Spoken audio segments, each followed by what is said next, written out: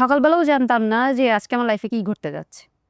তাও what? Face to face না, আমি ফেস টু ফেস তাকে দেখি কত সালে বিয়ে করেছেন আপনি বলেন তো? 2011-তে। এগুলো হয় আজকালকার বাংলাদেশে? এটা সম্ভব? একজন মানুষ সুস্থ একটা ব্যক্তি যার শরীরের কলিজার একটা অংশ কেটে তাকে দিতে হবে এবং তার লিভারটা ফেলে দিতে হবে, তার অন্য একটা মানুষের কলিজা নিয়ে সে বাঁচতে পারবে। ওই রোবটের যে আর্মসগুলা ওগুলা পেটের মধ্যে দিয়ে আমার লিভারটা কেটে, আমার যেহেতু সি সেকশন বেবি হয়েছে তো ওই সি সেকশনের জায়গাটায় আবার কেটে ওই দিক দিয়ে লিভারটা বের করবে। ওকে। আমাকে নিয়ে যাবে, তো আমাকে বলতেছিল রেডি হওয়ার জন্য, গোসল করার জন্য। মানে মনে হচ্ছে যে কোরবানি দিতে নিয়ে যাচ্ছে। মানে গোসল করো, এটা করো, সেটা করো, নখ কাটতেছে, আমার চুল বেঁধে দিচ্ছে, আমাকে ড্রেস পরাচ্ছে। মানে মনে হচ্ছিল যে ফাঁসির আসামিকে যেভাবে নিয়ে যায়, আমার কাছে মনে হচ্ছিল যে আমার এখন মনে যা চলতেছে তাদেরও মনে হয় ওই রকমই লাগে। আমি জীবনে শত শত হাজার হাজার মানুষের গল্প ক্যামেরায় ধারণ করেছি, রেডিওতে ধারণ করেছি, টেলিভিশনে করেছি। বাট রাইট নাও আমি যে ফিলটা পাচ্ছি, এইটা আমি কোনোদিন কোনো গল্পে পাইনি। আমার কাছে মনে হচ্ছে কি আমার ৪ টা পাশ ঘোলা হয়ে গেছে, ফাঁকা হয়ে গেছে। এই গল্পটা আজকে যারা শুনেছে, এখন পর্যন্ত যারা আছে, আমি জানি না তাদের এই অনুভূতিটা হচ্ছে কিনা। আমি আপনার অপারেশন থিয়েটার দেখতে পাচ্ছি এবং আপনি যে অপারেশন থিয়েটারে যাচ্ছেন সেটাও আমি দেখতে পাচ্ছি। এটা কোনো সিনেমাতে পোট্রে করা, মানে নাটকে পোট্রে করা, গল্পে পোট্রে করা সম্ভব না। আসসালামু আলাইকুম প্রিয় দর্শক এবং শ্রোতা। আল্লাহ সর্বাবস্থায় আমাদের সবার মঙ্গল করুন। সবসময়ের মতো সেই দোয়া এবং শুভকামনা জানিয়ে শুরু করছি। আপনার নামটা একটু প্রথমে বলেন। আমার নাম হচ্ছে রিমি। আসলে এটা আমার বাসায় সবাই আমাকে রিমা বলেই ডাকে। বয়স যদি বলতে কোনো আপত্তি না থাকে। 32। জন্ম জেলা? চাঁদপুর। চাঁদপুর। শুরু করেন আপনি। জি। মানে আমার বেড়ে ওঠাটা একদমই গ্রামে, একদম প্রত্যন্ত গ্রাম, যেটা আমরা গ্রাম বলতে যেরকম বুঝি একদমই গ্রামে। মানে ছেলেরা যেমন হাডুডু খেলতেছে, কাবাডি খেলছে, ফুটবল খেলতেছে, ক্রিকেট খেলছে, আমারও সেম। আমি এমন কোনো খেলা নাই যেটা আমি পারি না। ক্রিকেট খেলতে পারি, ফুটবল খেলতে পারি, ব্যাডমিন্টন খেলতে পারি। বাবা কি করতেন? আমার বাবা ব্যবসায়ী ছিলেন। কয় ভাই বোন আপনারা? আমরা ৩ ভাই ২ বোন, আমি মেঝো। আচ্ছা, জি। তো এত বেশি চঞ্চল ছিলাম যে আমার কারণে আমার মা সবসময় অতিষ্ঠ থাকতো। মানে মা বলতো যে আমার তো আরো ছেলে মেয়ে আছে, কই ওরা তো কেউ এমন করে না, তুই কেন এরকম হলি? সবাই বলতো, সবাই, যে মেয়ের ওর মধ্যে মেলিপনা নাই, ও কেন এরকম এত দুষ্টুমি করে। যাক, এভাবেই বড় হয়ে ওঠা। আমি এসএসসি পর্যন্ত গ্রামেই ছিলাম। এসএসসির পরে আমার ইচ্ছা ছিল যে আমি ঢাকায় এসে পড়াশোনা করব। তো আমার বাবা এটাতে একটুই ছিল, মেয়েকে আসলে বাড়ির বাইরে দিতে চায় নাই। যাক, অনেক কষ্ট করে কান্নাকাটি করে বাবা মাকে ম্যানেজ করে আমি শহরে আসি। কোথায় পড়তেন? আমি সিদ্ধেশ্বরী গার্লসে পড়েছি।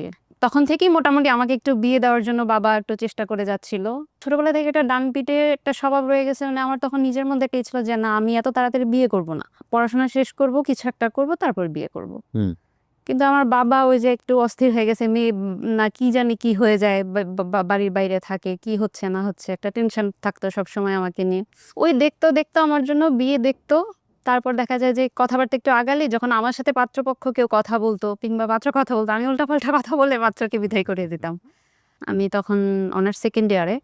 তখন অ্যাজ ইউজুয়াল আমার জন্য যেরকম পাত্র দেখা হয়, এটাও এরকম একটা প্রপোজাল আসলো। তো তখন মেবি একটা হরতাল বা কিছু একটা ছিল সানডেতে। তখন যেহেতু ফ্রাইডে স্যাটারডে বন্ধ, সানডে তো একটা বন্ধ, বাবা আমাকে মানে বাড়ি যেতে বলতেছে। তো আমি বললাম যে ৩ দিন বন্ধ আছে, ঠিক আছে যাই। এমনি তো বন্ধ হলে আমি চলেই যেতাম। তখন গেলাম, যাওয়ার পর আমি শুনলাম যে সানডেতে আমাকে একটা পাত্রপক্ষ দেখতে আসবে। তা আমি একটু হতাশই হলাম, কারণ আমি যতবারই ছুটিতে বাড়ি যাই ততবারই কোনো না কোনো একটা জায়গা থেকে আমাকে দেখতে আসে। আপনার কি কেউ পছন্দের কেউ ছিল? না, আমার আসলে পছন্দের কেউ ছিল না। এটাই আমি আসলে ফ্যামিলিকে কাউকে বুঝাইতে পারি নাই। সবাই ভাবতো কি যে এত পাত্র দেখাচ্ছি, কেন ও এরকম করে? কেন রাজি হচ্ছে না? নিশ্চয়ই ওর পছন্দের কেউ আছে। আমাকে জিজ্ঞেসও করছে। আমি বলছি, "না, আমার পছন্দের কেউ নাই।" বললো, "তাহলে সমস্যা কি? তাহলে কেন এমন করতেছো? যদি থেকে থাকে আমাদের বলো, আমরা দেখি, কথা বলি।" আসলে আমি বলছি যে, "না, আমার এরকম কিছু নাই, কিন্তু আমি এখন বিয়ে করতে চাচ্ছি না।" মানে কেন পছন্দ হতো না আপনার? মানে আমি না ওই সময়টাতে আসলে বিয়ে করতে চাই নাই। আমি চেয়েছি এটলিস্ট আমার অনার্সটা কমপ্লিট হোক, তারপরে আমি বিয়ে করব। মানে মনের মধ্যে একটা ভয় ছিল হয়তোবা বিয়ের পরে আমি পড়াশোনাটা কন্টিনিউ করতে পারবো না। যার কারণে আমার মনে হয়েছে যে আমি পড়াশোনাটা এটলিস্ট করি। জি। আমি ক্যারিয়ার গড়ি বা না করি, আমি মানে এটলিস্ট আমার পড়াশোনাটা একটা পর্যায়ে আমি রেখে বিয়ে করতে চেয়েছি। তারপর আমার ক্যারিয়ার হোক বা না হোক সেখানে আমার কোনো আপত্তি নেই। কিন্তু আমি পড়াশোনাটা কমপ্লিট করতে চেয়েছি। পারফেক্ট। মানে এর মধ্যে আবার আমার বাবা-মাও মোটামুটি একটা গ্যাঞ্জাম পাকায় ফেলছে। আমার মা চাচ্ছে না যে এখন এই অবস্থায় বা এখানে বিয়ে দেব। কিন্তু বাবা চাচ্ছে যে না, আসুক, দেই, মেয়ের বিয়ে দিব। বাবা খুব বেশি অস্থির ছিল বিয়ে দেওয়ার জন্য। তো মা আমাকে আমাকে বলতেছে সকালে তোকে নিয়ে আমি চলে যাবো। মানে বাবা-মা দুইজনেই ঝগড়া লেগে গেছে। মা বিয়ে দিবে না কিন্তু বাবা দিবে। বাবা চাচ্ছে পাত্রপক্ষ দেখতে আসুক। কিন্তু মা বলতেছে যে, "আমি সকালেই তোকে নিয়ে চলে যাবো।" বা আমাকে বলতেছে, "তুই চলে যা। তুই কেন আসলি?" মানে এখন আমি কার কথা শুনবো? মারটা শুনবো না বাবারটা শুনবো? আমি পড়ে গেছি মাঝখানে। আমিও একটু কান্নাকাটি করেছিলাম। মা বলছে, "আচ্ছা দেখতে আসলে কি বিয়ে হয়ে যায় নাকি? দেখতে আসলে কি বিয়ে হয়ে দেখতে গেছে? যাচ্ছে। আসুক। হ্যাঁ, পাত্রপক্ষ দেখতে চাচ্ছে আসুক, দেখুক।" সকালবেলাও জানতাম না যে আজকে আমার লাইফে কি ঘটতে যাচ্ছে। তারপর যথারীতি দুপুরবেলা পাত্রপক্ষ আসছে, দেখছে। দেখার পরে তারা আসলে তখন কাবিন করে ফেলতে চাচ্ছিল দেখার পরে। তখন তো এটা শুনে আমি আরো কান্নাকাটি। মানে কি বলো? আপনি পাত্রকে দেখলেন ওই সময়টাতে? যখন আমি আপনাকে তাকাইনি। আমি আসলেই তাকাইনি। সবার মাঝখানে যেন আমাকে নিয়েছে, আমি একদম মাথা নিচু করে বসেছিলাম। মানে আমি তো কোনো এমনি কৌতূহলই হয় নাই আপনার? না, আমি তো এমনি আমার মন খারাপ যে আমাকে দেখতে আসছে এভাবে। আমি তো এই জিনিসটা চাচ্ছিলামই না। মানে এর আগেও যখন আমাকে না পাত্রপক্ষ দেখতে আসতো, আমাকে বলতো যে আমাকে এমনভাবে প্রশ্ন করতো যে, "তুমি কি সিঙ্গেল ফ্যামিলি চাও না জয়েন্ট ফ্যামিলি চাও?" হুম। তো আমি না আমি টিক্সটা বুঝে ফেলতাম যে সে হয়তো চায় আমি তার বাবা-মাকে নিয়ে থাকবো নাকি আলাদা থাকবো। তো আমি বলতাম কি, "আমি আলাদাই থাকতে পছন্দ করি। আমার একা থাকতে ভালো লাগে।" তো এটা তো নিশ্চয়ই বিয়ের আগে কোনো ছেলে এটা অ্যাকসেপ্ট করবে না। তখন দেখা যেত যে ছেলেরা হয়তোবা এটার একটু নেগেটিভলি নিছে যে মেয়ে তো এরকম সংসারী না। সো বিয়েটা ভেঙে গেছে। হ্যাঁ, বিয়েটা ভেঙে গেছে ওইভাবে। তারপর দেখা যায় যে আমি উল্টাপাল্টা অনেক কথা বলতাম। মানে পাত্রর সাথে আমাকে কথা বলতে দিলেই আমি অনেক এমনিতেও চঞ্চল ছিলাম। তারপরে কোনো ছেলে হয়তোবা এরকম মেয়ে চায় না যে এত চঞ্চল মেয়ে। ওই যে বাইরে একটু মিট করতে গেলে অনেক চঞ্চলতা ছিল আমার মধ্যে। অনেক দুষ্টুমি করতাম, অনেক হাসাহাসি করতাম। মানে আমার মধ্যে লাজুক ওই যে মেয়ে বলতে যে জিনিসটা বোঝায় যে একটু ওটা ছিল লাজুক, না। লাজুক ভাব থাকবে, একটু চুপচাপ থাকবে। হ্যাঁ। আমি ওরকম না। অনেক বেশি কথা বলতাম, করতাম। তখন দেখা যায় যে আমার এই চঞ্চলতার কারণে অনেকে ওই পর্যন্তই চলে গেছে। এরপরে আর কন্টিনিউ করে নাই বা সামনের দিকে কথা আগায় নাই। ওইদিনও ঐরকম। আমি তো একদমই চুপ করে বসেছিলাম। তো আমারও তখন মাথায় টার্গেট যে যেভাবে হোক বিয়েটা আজকে ভেঙে দিতে হবে। পাত্রপক্ষের দুলাভাই যিনি ছিল উনি আমাকে সূরা এটা সেটা জিজ্ঞেস করতেছিল কোরআন থেকে। তো আমি একটু অ্যাগ্রেসিভ হয়ে ওনাকে অ্যান্সার দিছি। আমি সূরা তো পারি। কিন্তু আমি তাকে সূরা না বলে আমি তাকে অ্যাগ্রেসিভলি অ্যান্সার দিচ্ছি। আপনারা তো জানেন যে আমি মাদ্রাসায় পড়িনি। আমাকে কেন এগুলা জিজ্ঞেস করছেন? আমি চাচ্ছিলাম কোনো না কোনোভাবে বিয়েটা যেন ভেঙে যায়। হুম। আমি বিয়ে করতে চাই না। তারপরেও দেখলাম যে না ভাঙছে না। তারা বলতেছে যে আজকে কাবিন করে ফেলবে। বিয়ে ভাঙছে না, হ্যাঁ। তারপরে আমি এত মুড খারাপ করেছিলাম। তারপরেও তারা যেন কেন কিছু বুঝলো না। কেন বুঝলো না যে আমি চাচ্ছি না বা কিছু। তারপরেও আশায় ছিলাম যে হয়তোবা পাত্রপক্ষ আমার সাথে কথা বলবে বা পাত্র আমার সাথে নিজে কথা বলবে সেটার আশায় ছিলাম। কিন্তু যখন দেখলাম যে আসলে ওইরকম কিছু না তখন আমি নিজে থেকেই বলছি। কাকে যেন বলছিলাম আমার মনে নেই এই মুহূর্তে। কাউকে আমার ফ্যামিলির কাউকে একজনকে আমি বলেছিলাম যে আমি ছেলের সাথে কথা বলতে চাই। তখন আমাকে বলছিল যে খায়া দেওয়ার কাজ নাই আবার বিয়েটা ভাঙার জন্য।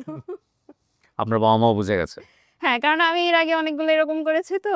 তো যাই হোক তখন বিয়েটা ঐদিন আমার বিয়ে হয়ে গেল। আপনি ছেলেকে দেখলেন কখন? আমি ছেলেকে দেখেছি সত্যি বলতে বিয়ের পরের দিন। তাও হোয়াট? ফেস টু ফেস না। আমি ফেস টু ফেস তাকে দেখি কত নাই। সালে বিয়ে করেছেন আপনি বলেন তো? ২০১১ তে। এগুলো হয় আজকালকার বাংলাদেশে? এটা সম্ভব? আমি তাও ফেস টু ফেস না। আমি তাকে কিভাবে দেখেছি আমি আর সে পাশাপাশি বসে আছি। সে আমার পাশে বসা। তখন আমার ভাটি এসে ফোনে একটা ছবি তুলছে আমাদের দুজনকে। তারপরে যখন আমি উঠে যেয়ে ছবিটা দেখছি তখন আমি মোবাইলে আমাদের ছবি দেখছি। আল্লাহ! এত বেশি সাসপেন্স ছিল। আমি এত বেশি ছিলাম। আমি তার ইভেন দো আমাদের বিয়ের পরে যে আমাদেরকে থাকতে দিছে আমি রাতে উঠে চলে গেছি রুম থেকে। আমি বাট তার তো একটা মানে এক্সপেকটেশন ছিল নিশ্চয়ই যে কেন এরকম করছে? ডেফিনিটলি হয়তোবা ছিল। আপনি কি বলে উঠে চলে গেছেন যে রুম থেকে? "থাকো তুমি, আমি গেলাম এখান না থেকে।" এরকম কিছু না। আমি কোনো কথাই বলি নাই। আমি জাস্ট রুম থেকে বের হয়ে চলে আসছিলাম আমার মার কাছে। বাট উনি জিজ্ঞেস করেনি আপনাকে যে তুমি রাজি ছিলা কিনা? না ঐরকম ও কিছু বলেনি। ও আসলে বুঝে উঠতে পারে নাই। ও ওকে। বলছে যে, "আমি এর আগে কখনো কোনো মেয়ে দেখি নাই। আমার এর আগে কখনো পাত্রী দেখা হয়নি। আমি এটাই ১ম দেখেছি। আসলে কি বলতে হয়, কি করতে হয় আমি সেটাও জানি না।" ওকে, ফাইন। ওরও এরকম ওর কোন নলেজ বা কোন কিছু ছিল না। ছিল না, কিছু ছিল না। ওকে। তারপরে হচ্ছে যে আপনি দেখলেন পাত্রকে দেখার পর আপনার অনুভূতি কি? আমার তো আমার তখন মাথায় তখনও এটাই ঘুরতেছে যেভাবে হোক বিয়েটা ভেঙে দিতে হবে। তখনও? তখনও। মানে আমি মেনেই নিতে পারতেছি না। কারণ আমি যখন শুনেছি যে আজকে আমার কাবিন, আমি এত কান্না করেছি, এত কান্না করেছি।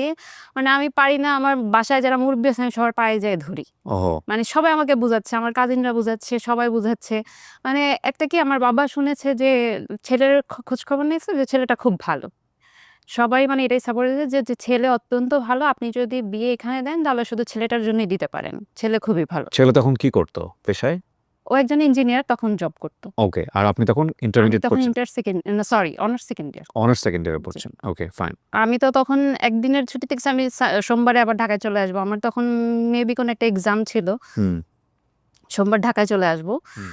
তখন আমি যথারীতি বিয়ের পরের দিনই আমি চলে আসি। বিকালবেলা না হয় কখন যেন আমি চলে আসি। আর চলে আসি বলতে ওই ছেলেও আমার সাথে আসছে। তখন আমার বোন ছিল ঢাকায়। আমি আমার বোনের বাসায় তখন থাকি। মানে আমার বোন, আমার তখন মানে আমার যে হাসব্যান্ড সে, আমরা তখন একসাথে ঢাকায় চলে আসি। আসার পরে সে তখন থাকতো মিরপুরে। আমি থাকতাম খিলগাঁও এরিয়াতে। সে চলে যায় তার মতো তার বাসায়, আমি চলে যাই আমার বাসায়। মানে আমার বোনের বাসায়। তখনই মনে হয়েছে যে আমি বাঁচলাম। মানে এবার যেভাবেই হোক আর তার সাথে আমি আর দেখা করতে চাই না। তার সাথে যেন আমি আর এই সম্পর্ক কন্টিনিউ করব না। মানে এভাবে কি নাকি বিয়ে হয় নাকি? মানে মাথায় তখন এটাই ঘুরতেছে যে এভাবে কি বিয়ে হয় নাকি? তখন হচ্ছে কি, মানে আমি ওর সাথে আমার যে হাসব্যান্ড ওয়াইফ এর যে সম্পর্ক, ওরকম কোনো সম্পর্কই ওর আর আমার মধ্যে ছিল না। আমি আসলে বিয়েটা করেছি, আমি যখন অনেক বেশি কান্নাকাটি করেছিলাম, বাবাকে ডাকলাম। মানে আমি বাবাকেও বলতেছি যে আমাকে এভাবে বিয়ে দিয়েন না। তখন বাবা বলতেছে যে, "যা তোমার ভালোর জন্যই করতেছি। তোমার ভালো হবে, তুমি সুখী হবা।" তারপর যে এক পর্যায়ে মেনে নিয়েছিলাম যে, আচ্ছা ঠিক আছে এই ছেলেকেই বিয়ে করব। কিন্তু আপাতত এইভাবে না। মানে আমি ছেলেকে দেখিও নাই। মানে আমি চিনি না, একটা মানুষের সম্পর্কে কিছুই জানি না আমি। আমি তাকে কিভাবে বিয়ে করব? তাহলে এভাবে বিয়ে দেন না, তাহলে একটু পরে দেন। মানে কিছুদিন পরে দেন বা আগামী সপ্তাহে দেন। তখন আসলে এত বেশি, মানে এত লোকজন তখন বাসায় ছিল, একটু অ্যারেঞ্জমেন্ট হয়ে গিয়েছিল। তখন আর পিছানোটা একটু সম্ভব হয় নাই। আবার ওই যে আমার প্রতি একটা কনফিউজ যে আমি হয়তোবা বিয়ে ভেঙে দিব। সো আপনার বিয়ের কয়দিন পরে আপনি ঢাকায় চলে আসলেন? আমি বিয়ের পরের দিনই ঢাকায় চলে এসেছি। তখন পর্যন্ত আপনাদের মধ্যে স্বামী-স্ত্রীর কোনো জি। সম্পর্ক নাই। ওকে। তারপর? আমি তখন পর্যন্ত মানে আমার ফ্রেন্ড সার্কেল আমি কাউকে বলিনি যে আমার যেভাবে মানে এই ঘটনা ঘটে গেছে আমার সাথে। আমি তারপরের যেদিন ঢাকায় চলে আসছি তার পরের দিন যথারীতি আমি আমার ক্লাসে গেছি। কেউই জানে না, তখনও কেউ জানে না। তো মাঝখানে একদিন ক্লাস গ্যাপ গেছে। আমার ফ্রেন্ডরা সবাই জিজ্ঞেস করতেছে, "কি ব্যাপার? তুই আসলি না কেন কালকে ক্লাসে?" এটা সেটা। আমি বলতে চেয়েও বলতে পারছি না ওদেরকে যে আসলে কি হয়ে গেছে। তারপর মনে হয় তার ২-৩ দিন পরে আমি যেয়ে বলছি, কেউ তো বিশ্বাসই করে না। মানে কিভাবে সম্ভব এটা? মানে কি? আমি হুম, তখন বলতেছি যে, "আমি জানি না কি হইছে না হইছে। আমি এখন কি করব আমি জানি না।" হুম, তো ও তো তখন ওর বাসা মিরপুরে, ও মিরপুরে চলে গেল। আমি হুম, আমার বাসায়। হুম, তখন দেখা যাচ্ছে যে ও আমাকে ফোন দেয়, আমি ফোন ধরি না। হুম। বিভিন্নভাবে আমার সাথে যোগাযোগ করে। আমি ওর ফোন, মানে ওর সাথে কোনো টোটালি ওইভাবে কথা বলছি না বা করছি না। জি। তখন এটা নিয়ে আমার বোন, আমার মা আমার সাথে খুব রাগ করে। মানে প্রতিদিন সকালে উঠে মা আমাকে ফোন দিবে। ফোন দিয়ে বলে কি, আ মানে ওর নাম ধরে বলতো যে, "এদের সাথে কি কথা হইছে? আ ফোন দিছো? নাস্তা খাইছে কিনা জিজ্ঞেস করছো? অফিসে গেছে কিনা জিজ্ঞেস করছো?" মানে আমাকে বলে দিত। আমি বলছি, "তোমার মন চাইলে তুমি যা জিজ্ঞেস করো। আমি পারব না। ওকে। তোমার মন চাইলে তুমি জিজ্ঞেস করো। আমি এগুলা জিজ্ঞেস-টিজ্ঞেস করতে পারব না। আমার ভালো লাগে না।" সম্পর্কটা আস্তে, আস্তে মানে তখন দেখা যায় আমার মা ওকে ফোন দিত। ওর খোঁজখবর নিত। এবং ওর যেদিন বন্ধ থাকতো তখন বলতো আমার বোনের বাসায় ওকে আসার জন্য যে, "তোমার তো অফিস বন্ধ কালকে, তাহলে যাও ওই বাসায় যাও, গিয়ে ২ দিন বেড়ায় আসো, এখানে থাকো।" আমি আবার মার সাথে রাগারাগি করলাম, "তুমি কেন এখানে আসতে বলছো? তুমি কেন তাকে আসতে বলতেছো?" মানে আমাকে পরবর্তীতে এত বেশি আমি তার সাথে ঝামেলা করছি, যেটা বলার মতো না। তখন আমার মা, আমার বোন তাকে বলল যে, "দেখো, ও তো এরকম পাগলামি করতেছে। আর ও ছোটবেলা থেকে একটু এমন, ও একটু বেশি চঞ্চল, কিন্তু আবার ওর মনটা খুব ভালো।" মানে আমার মা ওকে বলছে যে, "তুমি যদি ওকে বুঝতে পারো, তাহলে ওর মনটা অনেক ভালো।" এটা বিয়ের কতদিন পরের ঘটনা? এটা আমার বিয়ের মানে এরকম করতে, করতে কতদিন গেছে আপনাদের? অলমোস্ট ২ মাস চলে গেছে। ছেলে কিছু বলতেছে না? না, ও কিছুই বলতেছে না। ছেলে যথেষ্ট ধৈর্যবান। ও কিছুই ডেফিনিটলি। বলতেছে না। তো আমার মা ওকে বলল যে, "তোমরা আলাদা থাকতেছো, তুমি কাজ করো, আপাতত তুমি একটা বাসা নাও।" মানে তখনও আমি এখন তখনও ওর বাসায় যাইনি। যেহেতু আমার বিয়েটা হুট করে হয়ে গেছে। হুম, একটা অ্যারেঞ্জমেন্ট এর একটা ইচ্ছা ছিল যে পরবর্তীতে হয়তো একটা রিসেপশন হবে। হুম, কিন্তু ওই রিসেপশন হওয়ার আগেই তখন আমার মা বলতেছে যে, "যখনকারটা হয় তখন দেখা যাবে। তুমি আগে একটা বাসা নাও, একসাথে থাকো। হুম। দেখো হয়তোবা আস্তে, আস্তে ঠিকও হয়ে যেতে পারে। যেহেতু দূরে থাকো, এমনিতেও একটু সমস্যা ঝামেলা এগুলাতে হয়।" তখন সে একটা বাসা নিল এবং সে মিরপুরে বাসা ছেড়ে আমাদের এরিয়াতে চলে আসলো। মানে আমি আমার বোনের বাসার পাশে তখন সে একটা বাসা নিল। একদমই সিম্পল একটা বাসা আমি নিলাম। যেদিন আমি মানে আমরা যে বাসাটা নিছি ওর ওর ব্যাচেলর লাইফে ওর কিছু টুকটাক জিনিসপত্র ছিল ওগুলা। আর আমি একটা তোশক, ২ টা বালিশ নিয়ে আমি মোটামুটি একটা বাসা মানে তখন আমার এটাই শান্তি ছিল যে আমার নিজের একটা বাসা হইছে। আমার নিজের বাসা। তখন ওই বাসায় উঠি। তারপর তো তার সাথে আমার আরো বেশি গ্যাঞ্জাম শুরু হলো। মানে এখন মানে যদিও একসাথে থাকতেছি কিন্তু আমি তাকে দেখতেই পারতেছি না। তাকে সারাক্ষণ বলতেছি, "তুমি কেন আমাকে বিয়ে করলা? ওহো! তুমি কেন আমাকে বিয়ে করলা? তুমি বিয়ে না করলে তো আমার বাবা আমাকে বিয়ে দিত না। তোমারই সব দোষ। তোমারই সব দোষ। তুমি কেন আমাকে বিয়ে করলা?" তখন সে আমাকে বলতো যে, "দেখো যদি তোমার ভালো না লাগে তুমি তোমার মতো করে চলে যেতে পারো। আমি কখনোই তোমাকে নিয়ে কোনো বলব না। যদি তুমি আমার দোষ দিয়েই চলে যাও। যে ছেলের সমস্যা বা আমার সাথে মানে যত পারো আমাকে নিয়ে কথা বলো, আমার দোষ দিয়ে চলে যাও। আমি তোমাকে কখনোই ওইটা বলব না যে তোমার দোষ আমি কখনোই দিব না। বা তুমি যে আমাকে ছেড়ে চলে গেছো বা ওইটা আমি কখনোই এই সমাজের কাছে বাট ও কারো ও কাছে ও আমি কি বলব জিজ্ঞেস না।" করতো আপনাকে যে কেন এরকম করছো? রিজনটা কি? হ্যাঁ, ও আমাকে জিজ্ঞেস করতো, "তোমার পছন্দের কেউ আছে কিনা?" বা হ্যাঁ। "তুমি কেন এমন করছো?"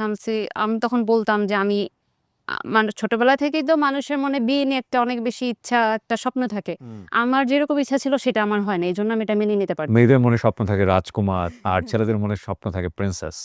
বাস্তবতা যে আসলে কি হওয়ার পরে বোঝা যায় যে আসলে আসলে ঘটনা তখন অন্য। বয়সটাও আমার খুব একটা ওরকম না। আমি তখন ১৯ বছর বিয়েটাকে ফেয়ারি টেল বানিয়ে ফেলেছে আসলে এই বুর্জোয়া সংস্কৃতি। To be honest. বিয়েটা আসলে এই জিনিসটা না। বিয়েটা ডেফিনিটলি আজকের এই গল্প যারা পুরোটা শুনবেন তারা বুঝতে পারবেন যে বিয়েটা আসলে কি এবং it's a great chapter of life. এটা সম্পর্কে জেনে শুনেই সিদ্ধান্ত নেওয়া উচিত। এটাকে ফেয়ারি টেল এর জায়গা থেকে সিদ্ধান্ত নেওয়া উচিত না। বহুবার বলেছি আমি বহু অনুষ্ঠানে। ডেফিনিটলি। তারপর? তখন ও আমাকে বলল যে, "তোমার যদি ভালো না লাগে তাহলে তুমি তোমার মতো করে তুমি চলে যেতে পারো। কিন্তু আমি তোমাকে কখনোই ছাড়তে পারব না।" তো আমি আবার ওকে বলতাম, "তুমি ছাড় আমাকে। তুই ছাড়বি। তুই কেন ছাড়বি না? তুই ছাড়। আমি ছাড়।" তুমি থেকে তুই না মানে কোথায়? রাগ উঠলে এরকমই করতাম যে, আমি যদি ছেড়ে দেই আমার বাবা-মা আমাকে জায়গা দিবে না। "তুই ছাড়তে হবে। তুই আমাকে ছেড়ে দে তাহলে আমি বাঁচি। তুই আমাকে ছেড়ে দে।" তখন "আমি এই কাজটা কখনোই করতে পারব না। আমি তোমাকে কখনোই ছাড়তে পারব না। তোমার যদি ভালো না লাগে তুমি চলে যাও। আমার যত দোষ আছে সব বলো। এগুলা বলে তুমি চলে যাও।" কিন্তু আবার তখন আমার মাথায় কাজ করতো, আচ্ছা আমি যদি ছেড়ে চলে যাই আমার বাবা-মা তো আমাকে জায়গা দিবে না। আমি যাবো কোথায়? বাসায় কি রান্না-বাড়া করতেন ওই সময়টাতে? না আমি তখন রান্না-বাড়া খুব একটা আমি পারি না। তাহলেও তাহলে এমনই আমার বোনের বাসা কাছে ছিল। আমার বোন রান্না করে বক্সে করে পাঠায় দিত। বাট আপনার ফ্যামিলি ইনফর্ম ছিল যে আপনাদের সংসার এরকম চলতেছে, এভাবে ঝামেলা চলতেছে? ওর ফ্যামিলিতে স্টিল হয়তো আজকে আমার ভিডিও দেখলে হয়তো জানতে পারবে। তখন পর্যন্ত এখন পর্যন্ত কেউ জানে না ওর সাথে যে আমার একটা ইনিশিয়ালি কি ছিল? জি? ইনিশিয়ালি এগুলা ছিল তখন না পর্যন্ত কেউ জানেন? জানে না বলে কেউ কেউ জানে জানে না। না। আর আপনার ফ্যামিলিতে? আমার ফ্যামিলি ওকে আমার ফাইন। বাবা-মা, ভাই-বোন সবাই জানে। কারণ বাট আমি উনাদের যেহেতু কাছ থেকে ফিল হয় না যে বিয়ে দিয়ে বিপদেই পড়লাম কিনা আপনার বাবা-মারে? হ্যাঁ। এরকম তো অনেক মানে গিল্টি ফিল করছে তারা যে কি করলাম? মানে একদমই মন বসতেছে না মেয়েটার এতদিন হয়ে গেল এখনো এরকম করতেছে। হ্যাঁ। বাবা মাঝে মাঝে রাগ হইতো। অনেক রাগ হইতো। মানে আমার সাথে রাগ হইতো। আবার আমিও বাবার সাথে রাগ হইতাম। তুমি তো আমাকে বিয়ে দিছো। কেন দিলা এভাবে? আমিও বাবার সাথে রাগ করে অনেকদিন কথা বলি নাই। তখন যখন এক পর্যায়ে এরকম যে না আবার তার প্রতি আমার মায়াও লাগতো। দেখতাম যখন তার সাথে আমার ঝগড়াঝাটি হয় বা কিছু সে চুপচাপ বসে কান্না করতো। মানে আমি যখন বলতাম আমি চলে যাবো, থাকবো না। সে চোখের পানি ফেলতো। তখন এটা দেখলে আবার খুব মায়া লেগে যেত। ওকে। তারপর মা আমাকে একদিন বলল যে, "এখনো এরকম করতেছো? আর কি করব? অনেক তো চেষ্টা করলাম, অনেক বুঝাইলাম। আল্লাহর কাছে দোয়াও করলাম। কোনটাই যেহেতু কিছু হচ্ছে না, তুমি করবাই না তাহলে তো আর কিছু করার নাই। তুমি চলে আসো। কিন্তু এটা মাথায় রাইখো তোমার বয়স কম, তোমাকে হয়তোবা আমরা আবার বিয়ে দিব। কিন্তু সেখানে যদি মানে আমি মানলাম জাহিদ খারাপ। সে অনেক খারাপ। ইভেন ভাইয়া বিশ্বাস করবেন না আমি তার নামে বানায় এত খারাপ কথা বলতাম, নেগেটিভ কথা বলতাম যে, ও এরকম করে, ও ভালো না, হেন না, তেন না। মানে ওকে যতভাবে নেগেটিভলি আমার বাসায় উপস্থাপন করা যায় আমি সেটাই করতাম। ওকে। শুধুমাত্র বিয়েটা ভাঙার জন্য। শুধুমাত্র তার সাথে আমি থাকব না এইজন্য। তারপর মা আমাকে বলল যে, "ঠিক আছে তুমি চলে আসো। কিন্তু তুমি এটা মাথায় রেখো যে তোমাকে আমরা আবার বিয়ে দিব। কিন্তু সেটা যদি জাহিদের থেকেও খারাপ হয় তখন কি করবা? তখন মানুষ তোমাকে খারাপ বলবে। তখন তোমার আর কোনো উপায় থাকবে না। আর সুখ দেয়ার মালিক আল্লাহ। তুমি যদি একটা মানুষে এরকম কষ্ট দাও মনের মধ্যে, আল্লাহ কখনোই তোমাকে সুখ দিবে না। তুমি সুখে থাকতে পারবা না।" তখন এই কথাগুলো মাথায় ঘুরতো। আবার সেও মন খারাপ করতো। তার দিকে তাকালেও মায়া লাগতো। যে আসলেই তো আমি যদি এটা করি আল্লাহ তো মনে হয় না আমাকে ক্ষমা করবে। আমি যদি পরবর্তীতে লাইফটাতে আমার আরো বেশি কষ্ট হয় তখন আমি কি করব? আমার যদি সেই লাইফটা আরো বেশি খারাপ যায় তখন আমি কি করব? এরকম করতে, করতে আমাদের সংসারটার বয়স হচ্ছে সামনের দিকে আগাচ্ছে। তারপর আস্তে, আস্তে মনে হয় একটু বুঝতে শিখলাম। আস্তে, আস্তে একটু বুঝতেছি। তখন আমার মনে হলো যে আসলে উম আমি তখন মানে মনে হলো যে আমার বেবি নেওয়া উচিত। অলমোস্ট আমাদের ২ বছর হয়ে গেছে। ২ বছর এভাবেই চলেছে? ২ বছর এভাবেই চলেছে। তখন আমি চাচ্ছিলাম, কিন্তু আমার হাসব্যান্ড বলল, "তুমি তো নিজেই এখনো বাচ্চাদের মতো করো। তুমি তো নিজেই" আপনি বেবি নেওয়ার সিদ্ধান্ত নিলেন কেন হঠাৎ করে? মানে আমি চাচ্ছিলাম যে আমি সংসারটা করি আসলে। ও এক পর্যায়ে আপনি ডিসিশন হ্যাঁ, নিয়েছেন সংসারটা করবেন। হ্যাঁ, সংসারটা করি, যেহেতু আমার মন বসছে না, তাহলে হয়তোবা বেবি নিলে হয়তোবা আমি ঠিকও হয়ে যাব। হয়তো আমার সংসারের প্রতি একটা টান আসবে। বাট ততক্ষণ পর্যন্ত জাহিদের প্রতি মানে আপনার হাসব্যান্ডের প্রতি কোনো ধরনের কোনো সফট কর্নার, মায়া, প্রেম এগুলো মায়া কিছু? লাগতো, কিন্তু কেমন যেন লাগতো। কখনো মায়া লাগতো খুব, আবার কখনো মনে হতো না ছেড়ে চলেই যাব, এই সংসার করব না। ওকে, এরকম একটা ওকে। ছিল। তারপরে আবার একটা সময় মনে হলো যে না, যেহেতু বাবা-মা বিয়ে দিয়েছে, আমার বাবাও মানে আমাদের এলাকায় একটু সম্মানী মানুষ, তাকে সবাই চিনে। হুম। আমি যদি এই কাজটা করি আমার বাবা-মা অনেক কষ্ট পাবে। আমার বাবা-মা অনেকের কথা শুনবে, মানুষের কথা শুনবে।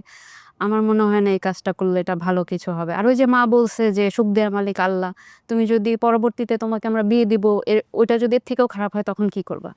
ওই কথাটাই মাথায় একটু বেশি ঘুরতো যে আসলেই তো যদি আমার লাইফটা আরো বেশি ক্রিটিক্যাল হয়ে যায়। এখানে তো আমার কোনো সমস্যা নাই। সমস্যা আমি নিজে। আর তো কোনো সমস্যা নাই। তাহলে আমি এটা অ্যাডজাস্ট করার চেষ্টা করি। জাহিদের পক্ষ থেকে কি কোনো ট্রাই ছিল? যেহেতু আম লাইক ওর প্রতি আপনার একটা সফট কর্নার তৈরি করার জন্যে বা প্রেম তৈরি করার জন্যে, ভালোবাসা আনার জন্যে ও কোনো ধরনের কোনো চেষ্টা করত? যেটা হ্যাঁ, ও চেষ্টা এক্সট্রা করে। এফোর্ট দেওয়া যেটাকে ও বলে? চেষ্টা করেছে আমাকে, মানে ওর জায়গা থেকে অনেক চেষ্টা করেছে। আমাকে ছোটখাটো গিফট দিত। ইভেন দো আমাকে এটাও বলছে, তুমি আমাকে ভালোবাসার দরকার নেই।" মানে আমি সারাক্ষণ দেখা যায় ওর সাথে ভালো কথাও না, আমি খুব অ্যাগ্রেসিভলি বলতাম। আচ্ছা। তো আমাকে বলতো, "আমাকে ভালোবাসার দরকার নেই। তুমি জাস্ট আমার সাথে একটু ভালো করে কথা বলো।" মানে ও আপনি যখন ওর সাথে খারাপ ব্যবহার করতেন, ও কোনো খারাপ ব্যবহার করত না? ও না, রিপ্লাই ও দিতেন? কখনোই আমার সাথে কোনো খারাপ আচরণ করে নাই। কখনোই না। এটাই তো সবচেয়ে বড় গিফট। এই জিনিসটার জন্যই আমার মনে হয়েছে যে আসলে সে একজন ভালো মানুষ। আসলে সে একজন জেনুইন মানুষ। আমরা যখন কারো সাথে খারাপ আচরণ করি, আমরা কিন্তু জানি যে আমরা খারাপ আচরণ করছি। This is a very important point because we are not baby.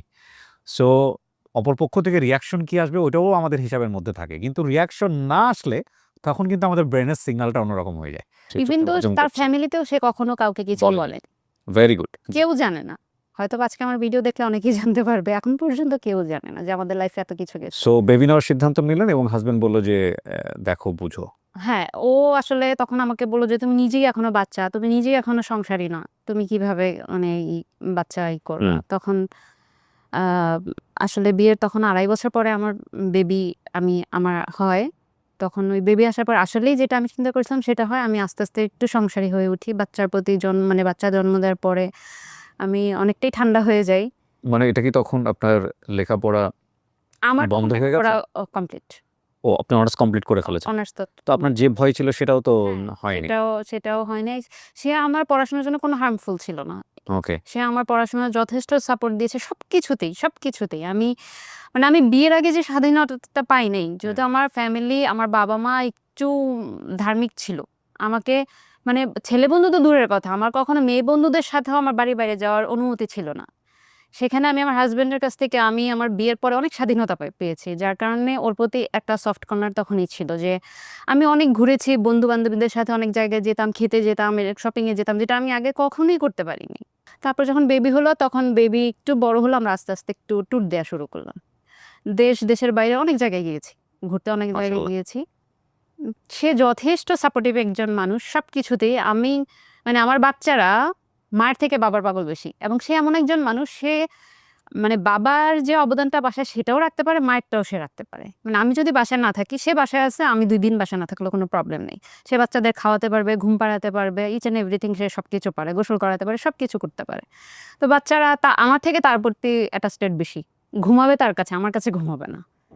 সে এত বেশি কেয়ারিং একজন মানুষ সবার ক্ষেত্রেই। সে আমাকে বলত যে, "তুমি আমাকে ভালোবাসার কোনো দরকার নেই। তুমি জাস্ট আমার সাথে একটু ভালো আচরণ করো, আমার আর কিছু চাই না।" আমার বেবি বড়টা যখন ১০ বছর, তখন আমি বললাম যে, "দেখো, মানে আমাদেরও ইচ্ছা ছিল না, প্ল্যান ছিল না সেকেন্ড বেবির।" তখন একদিন কেন জানি আমি কোথা থেকে একজনকে কথা বলতে শুনেছি যে, একটা বাচ্চা হলে কি হয় যে পরবর্তীতে বাবা-মা তো সারা জীবন বেঁচে থাকে না। বাবা-মা না থাকলে এই বাচ্চাটা একদম এক্সাক্টলি। এতিম হয়ে যায়। ট্রু। মানে ওর আপন বলে কেউ থাকে না। তখন এই কথাটা আমার মাথায় খুব লাগলো যে আসলেই তো সত্যি। আমি ওইভাবে কখনো চিন্তা করিনি যে আসলেই তো আমার বাচ্চাটা একা হয়ে যাবে যখন আমি থাকবো না। ওর তো কেউ নাই। ওর আপন বলে তো কেউ নাই। তখন আমি তাকে বললাম যে, "এই জিনিসটা না আমার খুব খারাপ লাগতেছে। আমি আরেকটা বেবি চাই।" তখন আমাকে বলল কি আমি আবার আমার ফার্স্ট বেবি যখন হয় তখন আমি অনেক বেশি সিক ছিলাম সবকিছুতেই। আমি মানে একদমই খাওয়া-দাওয়া করতে পারতাম না। অনেক বেশি সমস্যা। আর যেহেতু আমাদের একার সংসার, মানে আমাদের বাসায় হাসব্যান্ড ওয়াইফ ছাড়া আমরা কেউ নেই। আমাদের একটু দেখাশোনা, বাচ্চা সামলানো একটু কষ্ট হয়ে যায়। তখন সে আমাকে বলছে যে বলতো যে, "তোমার অনেক কষ্ট হবে। আমি মানে চোখে দেখতে পারব না। তোমার এই কষ্টগুলো আমার সহ্য হয় না।" তখন আমি তাকে কনভিন্স করলাম যে ১ম বারটা নাকি এরকমই হয়। সেকেন্ড বেবি হলে এরকম হয় না। সেকেন্ড বেবি হলে একটু ইজি থাকে ব্যাপারগুলা। আমার সমস্যা হবে না। তো সেকেন্ড বেবি যখন চাচ্ছিলাম আমার অনেকদিন সময় লেগে যায় সেকেন্ড বেবি কনসিভ করতে। তা আমরা হচ্ছে বেড়াতে যাব মালয়েশিয়াতে। তখন আমি যেদিন আমার ফ্লাইট সন্ধ্যা ৭ টায় আমার ফ্লাইট। আমি সেদিন সকালবেলা জানতে পারলাম যে আমি কনসিভ করেছি। ওকে। কিন্তু আমার তখন মাথায় ঘুরাচ্ছিল যে আমি কি করব? আমার ৭ টার সময় ফ্লাইট। আমি কি করব? আমি যদি এই বিষয়টা আমার হাসব্যান্ডকে বলি ও সব ক্যানসেল করে দিবে এখন। কিন্তু আমি চাচ্ছি না যে এটা রিস্কি ক্যানসেল পিরিয়ড হোক। ওই সময়টাতে হ্যাঁ, ইনিশিয়ালি, হ্যাঁ। কিন্তু আমি চাচ্ছি না যে ট্যুরটা ক্যানসেল হোক। যেহেতু আমাদের সবকিছু বুক করা হয়ে গেছে, হয়ে গেছে। অনেক বড় লস হয়ে যাবে। তারপর লসের থেকে বড় চিন্তা করেছি যে আমার ঘোরাটা মিস হয়ে যাবে। আবার বেবি কনসিভ করলে বেবি হতে আবার সবকিছু ঠিক হতে মিনিমাম ২ বছর লেগে যাবে। আবার কবে যাব? এতদিন মানে আমি তাকে বলতে চাই আবার বলতে পারছি না। আমি জানি এখন যদি বলি সে একদমই সব ক্যানসেল করে দিবে। তখন আমি মেডিসিন-টেডিসিন কিনে মোটামুটি একটু প্রিপারেশন নিয়ে রাখছি। তো আমি যেহেতু জানি যে এর আগেও ফ্লাই করেছি, প্লেনে উঠলে কথা বলা যায় না। যেহেতু কানে একটা অনেক বেশি সাউন্ড লাগে, কথা বলতে গেলে কিন্তু কানে খুব বাজে প্লেনের আওয়াজের ভিতরে কিন্তু প্লেনের ভিতরে কথা বলতে খুব কষ্ট লাগে। আমি জানি না অন্যদের হয় কিনা কিন্তু আমার হয়। আমি কথা বলতে গেলে আমার কান বন্ধ হয়ে যায় প্লেনের মধ্যে। তা আমি তাকে কি বলবো এটা আমি মেসেজ করেছিলাম ফোনে। মানে একটা লেখা লিখে রেখেছিলাম। যেহেতু আমি কনসিভ করছি ওই নিউজটা তাকে আমি কিভাবে দিব? তো আমি চিন্তা করি তাকে মানে আমি যখন বাংলাদেশ ক্রস করে চলে যাব তখন তাকে আমি এটা বলব যে আমি কনসিভ করেছি। তখন তো আর সে ক্যানসেল করতে পারবে না। এর আগে যদি বলি তাহলে সে ক্যানসেল করে দিবে। তো যখন মোটামুটি আমি ২৫-৩০ মিনিট ফ্লাই করেছি ৩০,০০০ ফিট উপরে, তখন আমি তাকে আমার ফোন বের করে মেসেজটা দেখাই এবং সেটা পড়ো। তখন সে পড়ে এরকম আমার দিকে তাকায় আছে। মানে কি? তুমি কি করছো এটা? মানে সে খুশি হওয়ার থেকে অবাক সে হয়ে গেছে। ভয় পেয়ে গেছে, অবাক হয়ে গেছে। মানে তুমি কি করছো এটা? তুমি আমাকে এতক্ষণ কেন বললা না? আমি বলছি, "বললে কি করতা?" "ক্যানসেল করতাম।" আমি বলছি, "এজন্যই বলিনি।" মানে আমি "তুমি কি পাগল হয়ে গেছো? তুমি এই মানে সে আমাকে মানে সে কি বলবে বুঝে উঠতে পারতেছে না। যে তুমি স্বাভাবিক। কাজটা একটুও ভালো করো নাই। আমাকে বারবার শুধু বলতেছে কাজটা একটুও ভালো করো নাই। এটা অনেক বড় রিস্কি হয়ে যাবে। অজানা একটা দেশে যদি তোমার একটা প্রবলেম হয় আমি তখন কোথায় যাব? কি করব? আমি বলছি, "কিচ্ছু হবে না। চলো, কিছুই হবে না। আমি ঠিক আছি, কিছু হবে না।" তখন যাক এভাবে বলে আসলেই আল্লাহর রহমত ছিল কিছু হয় না। আমরা ভালোভাবে ১৫ দিন ঘুরে-টুরে তারপর দেশে আসি। আসার পরে তার কিছুদিন পর থেকে আস্তে আমার হাসব্যান্ড একটু অসুস্থতা ফিল করে। মানে ওর শারীরিক একটু দুর্বলতা অসুস্থতা ফিল করার কথা আপনার ফিল করতেছে আপনার হ্যাঁ, হাসব্যান্ড। এক্সাক্টলি ও আমাকে এই কথাটাই বলল যে, "প্রেগন্যান্ট তুমি কিন্তু মনে হচ্ছে যেন আমি।" ওকে। মানে যেহেতু আমি কনসিভ করি আমার আস্তে বেবি বড় হচ্ছে। আমার পেট বড় আপনার হচ্ছে ফার্স্ট বেবির সাথে সেকেন্ড বেবির গ্যাপ কত? ১০ বছর। ও ওকে, তখন মানে পেট বড় হবে আমার কিন্তু পেট বড় হয়ে যাচ্ছে ওর। ওকে। মানে ও আমাকে এটা বলতেছে যে, "কি ব্যাপার?" মানে দুষ্টুমি করতেছে আমার সাথে যে, "প্রেগন্যান্ট তুমি কিন্তু মনে হচ্ছে যেন আমি।"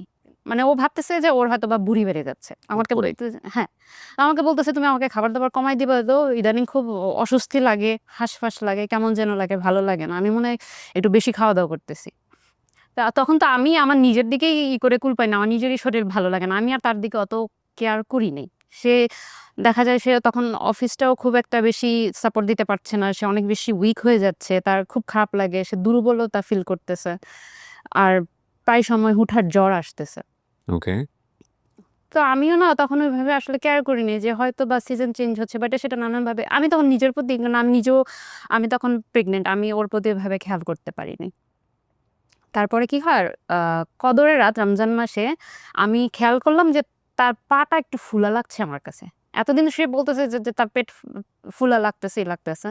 তো আমি দেখলাম যে তার পা ফুলা লাগতেছে আমার কাছে। তো আমি ওর পায়ের মধ্যে একটু চাপ দিলাম, দেখলাম আমার আঙ্গুল চলে যাচ্ছে মানে দেবে যাচ্ছে। যেটা প্রেগন্যান্ট মহিলাদের ক্ষেত্রে হয়। পায়ে পানি পায়ে চলে পানি আসে। চলে আসে। আমি বললাম, "কি ব্যাপার? যেটা আমার হওয়ার কথা সেটা তোমার কেন হচ্ছে?" তখন আমাকে বলতেছে যে, জানি না ইফতারের পরে পা ঝুলাইয়া যে শুয়েছিলাম মনে হয় ওই কারণে এরকম কিছু।" এটা কেমন কথা? মানে পা ঝুলায় শুয়ে থাকলে পায়ের মধ্যে এরকম পানি চলে আসবে? তো আমিও আর ওইটাকে সিরিয়াসলি নিই নাই। যে তার পরের দিন আমরা গ্রামে চলে যাই ঈদের জন্য। ঈদ করতে গ্রামে চলে যাই। গ্রামে যাওয়ার পরে আমার মা, আমার ভাই ওরা মানে ওকে দেখেই একটু সন্দেহ করতেছে, "কি ব্যাপার? ও এরকম শুকায় গেছে কেন?" আমি বলছি, "রোজা রাখতেছে তো শুকাবেই।" এ বলছে, "না, এরকম তো আগে কখনো হয়নি। একদম গাল-টাল ভেঙে যাচ্ছে, শরীর পুরা ভেঙে যাচ্ছে। কেমন যেন দেখা যাচ্ছে। আবার ওর পা-টা ফুলে আছে।" আমার মা আমার সাথে রাগ করতেছে, "তুমি এই অবস্থায় কেন আসলা বাড়িতে? এই অবস্থায় কেন আসলা? ওকে ডাক্তার না দেখায় কেন তুমি বাড়িতে আসলা?" তো আমিও আসলে তখন তাদের সবার এত সিরিয়াসনেস দেখে আমি একটু টেনশনে পড়ে গেলাম যে আসলে সামথিং রং, মানে কিছু একটা মনে হয় হচ্ছে। না হলে সবাই এত বেশি সিরিয়াস হচ্ছে এই হচ্ছে। আর সে আমার মানে এর মাঝখানে একটা কথা বলি, আমার বাসায় আমার থেকে সবার পছন্দের ছিল সে। মানে কোন একটা কিছু নিয়ে বললে আমাকে বলতো কি, "হ্যাঁ হইছে, আমরা জানি তুমি কেমন।" না, কখনোই আমার কমপ্লেইন তারা শুনে নাই। তারা এত বেশি তাকে পছন্দ করত সবাই। তারপর আমি আমার বাড়িতে ছিলাম, ও ওদের বাড়িতে চলে গেল ঈদের আগের দিন। আম তখন ওদের বাড়ি থেকেও আমার ফোন আসলো। মানে আমার যা আমাকে ফোন দিচ্ছে যে, "জাহিদের এই অবস্থা, তুমি ডাক্তার না দেখায় কেন আসলা?"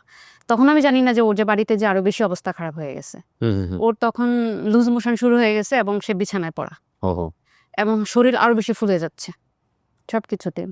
তখন আমাকে ভাবি বলতেছে যে, "এই অবস্থা, তুমি ডাক্তার না দেখায় কেন আসলা?" তা আমি বলতেছি, "ভাবি আমি তো এরকম কিছু বুঝি নাই। আচ্ছা দেখি তোরে ঈদ শেষ হলে তাহলে তাড়াতাড়ি চলে যাব ঢাকায়।" তো রমজান মাস, ঈদ শেষ হলেও তো সবকিছু আবার ওপেন হতে ১ সপ্তাহ ১০ দিন লেগে যায় সবকিছু মিলায়।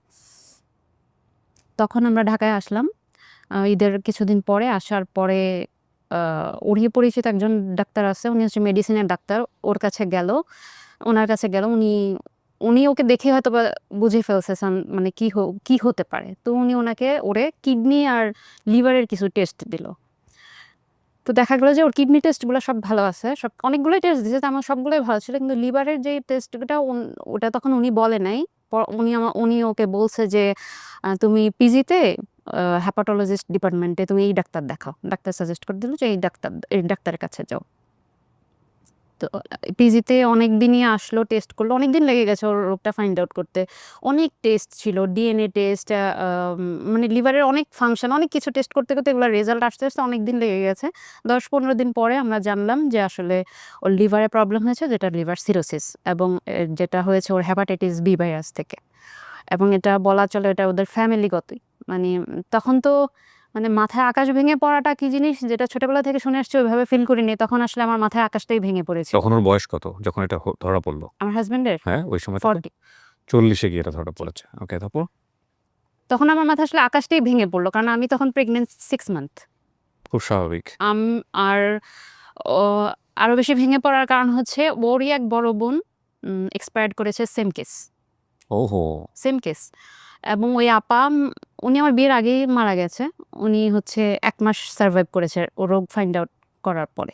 ১ মাসের মধ্যে উনি এক্সপায়ার্ড হয়ে গেছে। যার কারণে আসলে আমার মাথায় তখন আকাশটাই ভেঙে পড়ছিল। আমি ঠিকমতো ঘুম নাই, কিছু নাই, এবং ওকে আমি কখনো বুঝতে দিতাম না যে আমি যে এত বেশি চিন্তা করছি বা এত কিছু করছি। এবং সারাটা রাত আমি নানান জায়গায় শুধু ঘাটাঘাটি করতাম যে এই রোগটা কেন হয়, এটার ট্রিটমেন্ট কি, এটা কি হচ্ছে।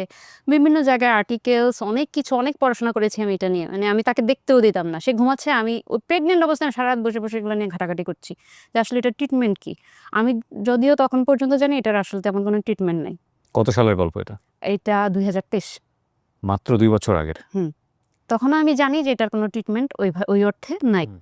এবং সেটা আমাদের বাংলাদেশে আসলেই নাই। আমাদের দেশে এখন পর্যন্ত লিভারের মানে ফাইনাল কোনো ট্রিটমেন্ট নাই না। শুধু মেডিসিনের উপরেই আমাদের দেশে চলে এখন পর্যন্ত। হুম। তো যেহেতু এটা কিউরেবল না, এবং মেডিসিনেও যে আপনি ভালো থাকতে পারবেন সেটাও না।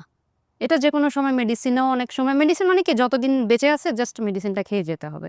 কিন্তু এটা যেকোনো সময় যেকোনো দুর্ঘটনা ঘটে যেতে পারে। এবং এই আম লিভার সিরোসিস এর কারণে শরীরের বিভিন্ন ভেনগুলা অকেজো হয়ে যায় আস্তে এবং কিডনির উপর এফেক্ট করে। কিডনি ড্যামেজ হয়ে যায়। বিভিন্ন আস্তে মানে একটা পর্যায়ে খারাপের দিকে চলে যায়। এবং সিরোসিসটা একটা সময় টিউমার থেকে ক্যান্সার হয়ে যায়। হুম। এবং এগুলো খুব দ্রুত হয়ে যায়। তখন আমার মাথায় শুধু কাজ করতেছিল যে আচ্ছা যা হইছে, কিন্তু এটার সমাধান কি? আমি শুধু সমাধান খুঁজতাম। যে যা হইছে, কেন হইছে, কি হইছে সেটা আমি যাব না, কিন্তু এটা আমার সমাধান করতে হবে। এটার সমাধান কি? এটা কিভাবে করা যায়? কোথায় আছে এটার সমাধান? শুধু ঘাটাঘাটি করছি। অনেক কিছু জেনেছি। তখন মানে আমার তখন এমন লাগতো যে আমার ৬ মাসের বাচ্চা, এটা কবে হবে? মানে আমি কবে রিলিজ পাবো? মানে আমি রিলিজ পেলে হয়তো বা আমি অনেক মানে কিছু একটা করতে পারবো। আমি নিজেই তখন ঘরবন্দি হয়েছি, আমি কোথাও যেতে পারছি না, কিছু করতে পারছি না। তখন আমার বাবা আমাকে বলছে, তুমি ভেঙে পড়ো না, নিশ্চয়ই কোনো না কোনো সমাধান আছে, তুমি জামাইকে বলো ইন্ডিয়ার ভিসা করতে বলো, ইন্ডিয়াতে যেতে বলো, ওখানে গিয়ে দেখো কি হয়। তো আমার তখন তো ওর সাথে যাওয়ার মতো কেউ নাই, তখন আমার বাবাই ওকে নিয়ে যায় ইন্ডিয়াতে। আমার বাবা আর ও যায় ইন্ডিয়াতে, তখন আমি মেবি 7 মানে প্রেগনেন্ট। ওখানে ডাক্তার দেখানো তো ওনারা বলল যে এটা আসলে প্রাইমারি স্টেজে আছে, তবে এটার ট্রিটমেন্ট একটাই, লিভার ট্রান্সপ্লান্ট করতে হবে। মানে একজন মানুষ সুস্থ একটা ব্যক্তি যার শরীরের কলিজার একটা অংশ কেটে তাকে দিতে হবে এবং তার লিভারটা ফেলে দিতে হবে, তার অন্য একটা মানুষের কলিজা নিয়ে সে বাঁচতে পারবে। তখন আসলে কি করব বুঝে উঠতে পারতেছিলাম না, কিন্তু আমার মাথায় তখন এটা কাজ করতেছে, আচ্ছা ঠিক আছে, এটা করলে, এটা যেহেতু সমাধান এটাই করতে হবে। আমি নানান জনকে শুধু বলা শুরু করলাম, বাসার হেল্পিং হ্যান্ড থেকে শুরু করে পরিচিত যত লোকজন আছে, আমি ডোনার খুঁজতেছি, যেমন লিভার ডোনার। লিভার ডোনার খুঁজতেছি। এবং ততক্ষণ পর্যন্ত আমি জানি, যেহেতু আমার হাজবেন্ডের ব্লাড গ্রুপ ছিল বি পজিটিভ, আমি জানি যে সেম ব্লাড লাগে আসলে সেম ব্লাড লাগে না। না। আসলে সেম ব্লাড লাগে না বলতে কি, ও পজিটিভ যারা তারা হচ্ছে ইউনিভার্সাল ডোনার, তারা যে কাউকে সবকিছু ডোনেট করতে পারে। ওইটা তখন আমি ওই মুহূর্তে জানতাম না। ওকে। তা আমি শুধু বি পজিটিভ খুঁজতেছি সব জায়গায়, মানে আমার মাথায় তখন একটাই চিন্তা যে বি পজিটিভ একজন আমার লোক লাগবে। ওকে। আমি আপনার এক্সপেরিয়েন্স কি হলো, মানে যে মানুষজনের কাছে গিয়ে যখন বলতেন লিভার দিবে কিনা? এটা তো সবাই হা হয়ে তাকায় থাকে, আমাকে উল্টা প্রশ্ন করতো, নানান প্রশ্ন করতো, লিভার মানুষ কিভাবে দেয়, এটা কিভাবে সম্ভব। আমাকে বলতো লিভার মানুষের কয়টা থাকে, একটাই থাকে। বলে একটা মানুষ লিভার দিলে তাহলে সে বাঁচবে কিভাবে। না, আমি তাদেরকে কোনোভাবে বুঝতে পারতাম না, কনভিন্স করতে পারতাম না, যেহেতু আমাদের দেশে লিভার ট্রান্সপ্লান্ট নাই, এখন পর্যন্ত করে নাই। দু একটা হয়তো বা পরীক্ষামূলকভাবে হয়েছে, এটা ওই পর্যন্তই। কিন্তু মানে আমি তারপরে যখন আমার বেবিটা হয়, সেকেন্ড বেবিটা হয়, হসপিটালে যেদিন হয়, আমি সেদিন জানতে পারলাম যে আমার বাচ্চা ওর বাবার ব্লাড পাইছে বি পজিটিভ। আমার মাথায় তখন চিন্তা আসছে ও দিতে পারবে। মানে আমি এতটাই বেশি হয়ে গেছি, মাত্র বাচ্চাটা হয়েছে। ওকে, আমি হাসবো না কাঁদবো না। মানে ওনার ডেভোশনটা দেখেন, মানে ওনার বাচ্চা হইছে এটা নিয়ে চিন্তা ভাবনা নাই, বাচ্চার বি পজিটিভ, বাচ্চার লিভার কেটে সে বাবাকে দিয়ে দিবে। My goodness. মানে আমার তখন মাথায় এটা আসতেছে যে ওর বি পজিটিভ, আল্লাহ শুক্রিয়া, মানে ও দিতে পারবে, ওর বাবাকে লিভার ও দিতে পারবে। আবার তখন মাথায় চিন্তা করতেছে, আচ্ছা ওর দিতে তো অনেক সময় লাগবে, ওর 18-19 বছর না হলে তো ও দিতে পারবে না। কিন্তু ততদিনে কি হবে, ততদিন কিভাবে থাকবে। রাস্তা দিয়ে মানুষজন হেঁটে যাচ্ছে, কোথাও বসে আছি, দেখিয়া তাকে, আচ্ছা এনার কি বি পজিটিভ, ইনি কি দিবে বললে, মানে চিনি না জানি না, মাথায় শুধু ওই একটা চিন্তাই আমার ওই সময় সর্বক্ষণ আপনার হাজবেন্ড মানে জাহিদের অবস্থা কি ছিল? ও কি করতো? আপনাকে কি বুঝাইতো? ও কি মেন্টাল প্রিপারেশন নিয়ে ফেলছিল যে না দুনিয়া থেকে চলে যেতে হবে? নাকি ওর মধ্যেও ও সংসার নিয়ে? আসলে কি বলতো, কি করতো, ও কখনোই, ও একটু চাপা স্বভাবের, সেটা যে কোনো বিষয় বলেন, কষ্ট বলেন বা আনন্দ বলেন, কোনো কিছুতে ও কখনো মানে ওইভাবে এক্সপ্রেস করতে পারে না। ও আসলে আমাকে তখন বলতো, তুমি এত বেশি অস্থির হয়েও না, ট্রিটমেন্ট তো, আমি তো ওষুধ খাচ্ছি, আমি তো মেডিসিন খাচ্ছি, দেখি না কি হয়, তুমি এত অস্থির হচ্ছ কেন, যাক না কিছু সময়, আরো দেখি না, একটু অস্থির কম হও। এবং তাকেও সারাক্ষণ খোঁচাতে থাকতাম, এই তুমি তোমার পরিচিত লোকজনদেরকে বলছো তোমার যেদিন ডোনার লাগবে, এরে বলছো, ওরে বলছো, এরে বলো, ওরে বলো, মানে আমি তাকে সারাক্ষণ করতাম, সবাইকে বলো, সবাইকে দেখো, যদি ডোনার পাওয়া যায় হুম। তা হবে। ডাক্তার কি টাইম বলে দিয়েছিল যে এই কয়েক না, বছর? ডাক্তার আসলে ওইভাবে বলেনি, যেহেতু ওর প্রাইমারি স্টেজ ছিল। অনেকের হয়তো বা অনেক সিরিয়াস স্টেজ থাকলে তখন বলে যে 3 মাস বা 6 মাসের মধ্যে ট্রান্সপ্লান্ট করতে তো হবে। আপনার হাজবেন্ড তখন কি একদম ফুললি বাসায় বসা? না, নাকি ও তো চাকরি অফিস বাকরি করছে। এর মধ্যেও করছে? হ্যাঁ, ওকে। অফিস করছে। জি। এমনিতে ওর ফিজিক্যালি কোনো প্রবলেম ছিল না, শুধু একটু উইকনেস ছিল। তবে ওর অনেক রেস্ট্রিকশন ছিল তখন। দেখা যাচ্ছে ও 24 ঘন্টা 1 লিটার পানি খেতে পারবে এবং খাবারের মধ্যে অনলি 2 গ্রাম লবণ খেতে পারবে। মানে লবণ একদম কম। লবণ একদমই 2 গ্রাম মানে 1 চিমটি। 1 চিমটি পরিমাণ। তখন দেখা যায় আমি লবণ ছাড়াই রান্না করতেছি। আমরা লবণ আলাদা করে নিয়ে খাচ্ছি, সে লবণ ছাড়াই খাচ্ছে। এবং 1 লিটার পানি, একটা মানুষ 1 লিটার পানি কিভাবে থাকে? যেই গরম আমাদের দেশে, গরমের সময় তখন তো পুরাই সামার সিজন। সারা দিনে 1 লিটার পানি? 24 ঘন্টা 1 লিটার পানি। ওকে। মানে সে ওষুধের মতো করে পানি খেত, টিপ, টিপ, টিপ, টিপ করে শুধু গলা ভিজাইত। কারণ ওর যেহেতু সিম্পটমই ছিল ওর শরীরে পানি চলে আসা। পায়ে ও। পানি, পেটে পানি, ওর পানিটা এবসর্ব করতো না। তো ওর এজন্য পানির উপর লিমিটেশন ছিল এবং লবণের লিমিটেশন ছিল। মানে ওর যে পানি খাওয়ার আকুতিটা সবসময় করতো, মানে অফিস থেকে বাসায় যখন যেত, বাসায় যাওয়ার যে পথ, জ্যামে, গরমে, বাসায় যে একটু মন ভরে সে 1 গ্লাস পানি খাবে, আহা! এই জিনিসটা খাওয়ার জন্য যে আকুতি করতো, ওই জিনিসটা আমার খুব কষ্ট লাগতো যে একটা মানুষ পানি খেতে পারছে না। এত কষ্ট লাগতো। তখন আমি বলতাম কি, আচ্ছা তুমি একটু নরমাল পানি আর একটু ফ্রিজের পানি মিক্সড করে খাও, তাহলে একটু ঠান্ডা খেলে তো তৃষ্ণাটা কমবে। তখন ঠান্ডাও খেতে পারতো না, মানে ওর ঠান্ডা লেগে যেত। 3 মাস পর আবার ও চেকআপে যায়। তখন আমি তো ওকে বললাম যে, "তুমি ফুল প্রিপারেশন নিয়ে আসবা ওখানে ট্রান্সপ্লান্টের জন্য কি করতে হয় সবকিছু জেনে আসবা।" এবং ও যায়, যাওয়ার পর ওখানে ডাক্তারের সাথে কথা বলে। ডাক্তার তখন ওকে ডিটেইলস বলে ট্রান্সপ্লান্টের জন্য কি প্রয়োজন, কি করতে হবে এবং ডোনারের কথা জিজ্ঞেস করছে। তখন বলছে যে, "ডোনার আপনার যেহেতু বি পজিটিভ যে কেউ 18 থেকে 40 বছর বয়সের বি পজিটিভ অথবা ও পজিটিভ। এই ২ টা মানুষ আপনাকে সুস্থ একজন মানুষ আপনাকে লিভার ডোনেট করতে পারবে। এবং সেটা হতে হবে আপনার ফ্যামিলি মেম্বার, বাইরের কেউ না। যেহেতু একটা মানে অর্গান বেচাকেনা এটা আইনত দণ্ডনীয় অপরাধ। সে কারণে ওরা বলছে যে ফ্যামিলির কেউ দিতে হবে, বাইরের কেউ না। তখন মানে আমি যখন শুনছি যে ও পজিটিভ দিতে পারবে, আমি কিভাবে এটা শুকরিয়া আদায় করব জানি না। আমার ও পজিটিভ এবং আমি যখন শুনতে পারছি যে ও পজিটিভ দিতে পারবে, আমি মানে শুকরিয়া আদায় করতে আমি ওই মুহূর্তটা বলে বুঝাতে পারব না যে আমার যে কতটা মানে মনে হচ্ছে যে মাথার উপর থেকে বিশাল বড় একটা পাথর সরে গেল। তখন আমি ওকে সাথে বললাম যে, "তুমি কালকে আবার ডাক্তারের কাছে গিয়ে জিজ্ঞেস করবা যে আমার ওয়াইফ দিতে পারবে কিনা?" কারণ তার একটা বেবি হইছে মাত্র এবং ২ টাই সি সেকশন। এটা শোনার পর সে কি বলছে? তখন সে আমাকে বলতেছে যে, "তুমি দিবা মানে কিভাবে কি?" আমি বলছি, "আরে আমি দিচ্ছি না, তুমি জিজ্ঞেস করো না। আমি কি বললে কি দিয়ে দিতাম? তুমি জানো ইনফরমেশন গুলা নিয়ে আসো।" তখন সে জিজ্ঞেস করছে। পরের দিন হসপিটালে গিয়ে ডাক্তারের সাথে কথা বলছে। ডাক্তার বলছে যে, "বেবির বয়স কত?" তখন বলছে যে 1 মান্থ। তখন বলছে যে, "না আপাতত তো না। 1 মান্থ বাচ্চার বয়স এই মুহূর্তে তো দেয়া যাবে না। ৭-৮ মাস পরে বেবি আরেকটু বড় হলে তখন হয়তোবা আমরা করতে পারব।" তখন আমি বললাম, "যা ডকুমেন্টস লাগবে তুমি সব জেনে আসো। আমি দেখি কি করতে পারি।" তখন সে দেশে আসলো। যখন আমি বলতেছি যে, "আমি দিব।" যেহেতু আমরা ডোনার ওইভাবে আসলে খুঁজে পাচ্ছি না। কাউকেই করতে পারি নাই। তখন সে বলতেছে যে, "দেখি না কি হয়। আমি তো ভালো আছি। আমার তো কোনো প্রবলেম হচ্ছে না।" আমি বলছি, "প্রবলেম হচ্ছে না কিন্তু এটা যদি আরো খারাপের দিকে চলে যায় তখন আমাদের আর কিছুই করার থাকবে না। ক্যান্সারটা ওই দিকে চলে গেলে অনেকটাই ক্রিটিক্যাল হয়ে যাবে বিষয়টা। আমি চাচ্ছি না এটা নিয়ে বসে থাকতে। যত বসে থাকবো তত এটা মানে ভালো তো হওয়ার কোনো চান্সেস নেই। এটা খারাপই হবে। তাহলে আমি কেন এটা নিয়ে বসে থাকবো?" সবাই আমাকে একটু বলছে যে, "আরেকবার চিন্তা করো, আরেকবার চিন্তা করো।" যে আমাকে এই কথা বলছে আমি তার সাথেই মানে সম্পর্ক বন্ধ করে দিছি। মানে কেন আমাকে বলল আরেকবার চিন্তা করো? কেন আমি আরেকবার চিন্তা করব? কেন আমি আরেকবার চিন্তা করব? এই কেন কথাটা আপনি আমাকে আরেকবার চিন্তা করবেন না? এই প্রশ্নটা আমি করি আপনাকে। আমি শুধু ওই লাইনটা আপনার মাথায় নিচ্ছি। সেটা হচ্ছে আপনি যখন কনফার্ম হয়ে গেলেন যে না আপনি দিতে পারবেন, তখন আপনি বলছেন যে আমি একটু হাঁপ ছেড়ে বাঁচলাম এবং আপনি বলছেন যে আমি রিল্যাক্স হয়ে গেলাম, টেনশন ফ্রি হয়ে গেলাম। স্বভাবতই সম্পর্কটা অসাধারণ নিঃসন্দেহে। কিন্তু হয় না অনেকেই তো টেনশনে পড়ে যাওয়ার কথা। না আমার হাসব্যান্ড খুঁজে পাচ্ছে না কোথাও থেকে, শেষ পর্যন্ত এবার আমার কাছেই আসবে। মানে সম্পর্কটা এরকম দিকেও তো যাওয়ার সম্ভাবনা থাকে এবং ওয়াইফ না, আমি বলি ওয়াইফ এবং হাসব্যান্ডের কেউই যদি ওই মুহূর্তে রাজি না হয়, একটা হচ্ছে যে স্বতঃস্ফূর্তভাবে আপনি রাজি হয়ে গেছেন বা আপনি চিন্তা করছেন সেটা ফাইন। কিন্তু রাজি না হয়ে গেলে আমরা একটু মুদ্রার ওপিঠটাও একটু ভাবার চেষ্টা করছি। ডোনার কোথাও পাওয়া যাচ্ছে না এবং হাসব্যান্ড ওয়াইফের উপরেই ডিপেন্ডেন্ট এবং ওয়াইফ কোনোভাবেই সে রাজি হচ্ছে না। কনভিন্স করতে হচ্ছে তাকে। কনভিন্স করতে হচ্ছে তাকে। মানে রাজি না হলে তখন পরিস্থিতিটা কি অবস্থা দাঁড়ায়? মানে এই সংসারটা কি আদৌ টিকবে বা টিকবে কিনা? আর রাজি যে হচ্ছে না সেটার পেছনেও তো অনেক বেশি যুক্তি থাকতে পারে। সে ভয় পেতে পারে।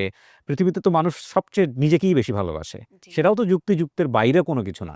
কিন্তু আপনি অনেক স্মুথলি নিয়ে ফেলছেন। সেদিক থেকে হয়তোবা তখন পর্যন্ত আমরা চিন্তা করছি খুবই সুন্দর একটা গল্প। কিন্তু মেক্সিমাম ক্ষেত্রেই তো বা অনেকেই তো রাজি নাও হইতে পারে। আপনার মাথায় এই জিনিসগুলো আসছে ওই সময়টাতে? না আমার মাথায় আপনার তখন অ্যান্সারটা এগুলো কি আসে হবে? নাই। আমার তখন এগুলো আসে নাই। আমার যেহেতু ছোট বাচ্চা, আমি চাইনি ওদের লাইফটা নষ্ট হয়ে যাক। মানে আমি ওর বাবা ছাড়া ওদের লাইফটা কল্পনা করছি যে ওদের লাইফটা অনেক বেশি ক্রিটিক্যাল হয়ে যাবে। ওদের লাইফটা একদমই ক্রিটিক্যাল হয়ে যাবে যে ওর বাবা ওদের সাথে এত বেশি অ্যাটাচড, ওরা ওর বাবার প্রতি এত বেশি পাগল। আমি চাইনি ওদের এই লাইফটা, ওদের এই বন্ডিংটা নষ্ট হয়ে যাক। আর আমি আমার লাইফটাও চিন্তা করেছি যে হাসব্যান্ড ছাড়া একটা মেয়ের লাইফ মানে আমার বিধবা শব্দটা আমি চাই নাই আমার লাইফে। আমি এই শব্দটা আমার লাইফে নিতে চাই নাই। আমিও চাই না আমার বাচ্চারা মানে বাবা মা নাই এই শব্দটা নিয়ে বাঁচুক। যার কারণে আমি অন্য আর কোনো কিছুই চিন্তা করি নাই। কোনো কিছুই ভাবি নাই। কোনো কিছুই মাথায় আসে নাই। যে আমার চোখে মানে আরো বেশি লাগছে যে আমার চোখের সামনে একটা মানুষ আস্তে কষ্ট করে ট্রিটমেন্ট না নিয়ে চলে যাবে। এই জিনিসটা আমি মেনে নিতে পারব না। আমি সারা জীবন নিজেকে ক্ষমা করতে পারব না। আমার কিছু করার ছিল কিন্তু আমি করি নাই। আমি নিজেকে হয়তোবা সারা জীবনও ক্ষমা করতে পারব না। তখন আফসোস করলেও কোনো লাভ হবে না। আফসোস করেও আমার আর কোনো কিছুই ঠিক হবে না। তারপর? তখন ও আসলো। আসার পরেই শুরু হলো আমাদের সবকিছু গুছানো। তখন মেবি মার্চ মাস ছিল ২০২৪ সালের। ও তারপরে যখন আবার চেকআপের থেকে আসলো, তখন আসলে অনেক বেশি আইনি প্রসেস ছিল। ট্রান্সপ্ল্যান্টের জন্য যে এত কিছু করতে হয়, এত কিছু করতে হয় যেটা আমাদের জানাই ছিল না একদমই। মানে আমাদের ১ম সিভিল সার্জন থেকে একটা পারমিশন নিতে হয়েছে এবং সিভিল সার্জন থেকে সেটা আইন মন্ত্রণালয়ে গেছে। আইন মন্ত্রণালয় থেকে একটা পারমিশন নিতে হয়েছে। তারপর সেটা ফরেন মিনিস্ট্রি থেকে একটা পারমিশন নিতে হয়েছে এবং সেটা চিফ জুডিশিয়াল ম্যাজিস্ট্রেটের কাছে আমাদের একদম আসামির মতো কাঠগড়ায় দাঁড়ায়ও তার ওখান থেকে দাঁড়ায় আমাদেরকে পারমিশন আনতে হয়েছে। এই পারমিশনটা নিয়ে গিয়ে আপনাকে ইন্ডিয়াতে হাসপাতালে জমা দিতে হয়, হ্যাঁ, আদারওয়াইজ ওরা করবে না। এটা তো কলিজা কেটে দেওয়ার চাইতেও অনেক এটা ডিফিকাল্ট অনেক একটা। বেশি সাফার ছিল। আমাদের এই জার্নিটা অনেক বেশি সাফার ছিল। মানে এর কাছে যাই, এ বলে এটা আমার কাজ না, এটা ওর কাজ। এ বলে মানে এত বেশি এই কাজগুলা নিয়ে, ওহো, ইভেন দো এই কাগজগুলো আমাদের অ্যাটাস্টেড করাতে হয়েছে, নোটারি করতে হয়েছে, ট্রান্সলেট করতে হয়েছে। এত বেশি কাগজগুলাতে এত প্রবলেম হয়েছে। তারপরে জার্নিটা মানে এই কাগজগুলা নিয়ে আমাদের মূলত তার পরবর্তী লাইফটাতে আরো বেশি কষ্ট করতে হয়েছে।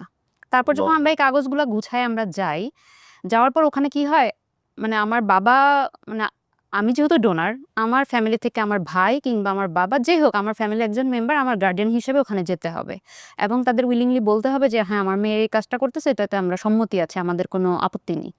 তখন হচ্ছে যে আমাদের দেশের ওই যে ইয়েটা শুরু হয়ে যায়, ছাত্র আন্দোলন শুরু শুরু হয়ে যায়, জি। তখন ভিসা পাওয়াটা খুব টাফ ছিল। আমার বাবা ভিসা পায় নাই। ২-৩ বার আমরা ভিসা জমা দিয়েছি। আমার বাবা ভিসা পায় নাই এবং আমার ফ্যামিলির কেউই ভিসা পায় নাই। সবাইকে দিয়ে ট্রাই করেছি। কেউ তখন ভিসা পায় নাই। তো যার কারণে আমাদের পরবর্তী ট্রিটমেন্টটা অনেক বেশি জটিল হয়ে গেছে। আমার ফ্যামিলি থেকে কেউ যেতে পারছে না সেজন্য। ট্রিটমেন্টের কথা বাদ দেন, কিন্তু আপনার নিজের স্কুলিং কি ছিল? আপনি কি জানতেন যে আপনার শরীরের ভিতর থেকে একটা অংশ যে কেটে দেওয়া হবে? হ্যাঁ, নিজে কি বোঝাচ্ছিলেন ওই সময়টাতে? আমি তো তখন স্বয়ং ভয় পান? মানে শুধু ভয় না। মানে আমি যখন দেখতেছি যে আমার ওই মুহূর্তটা কখন আসবে।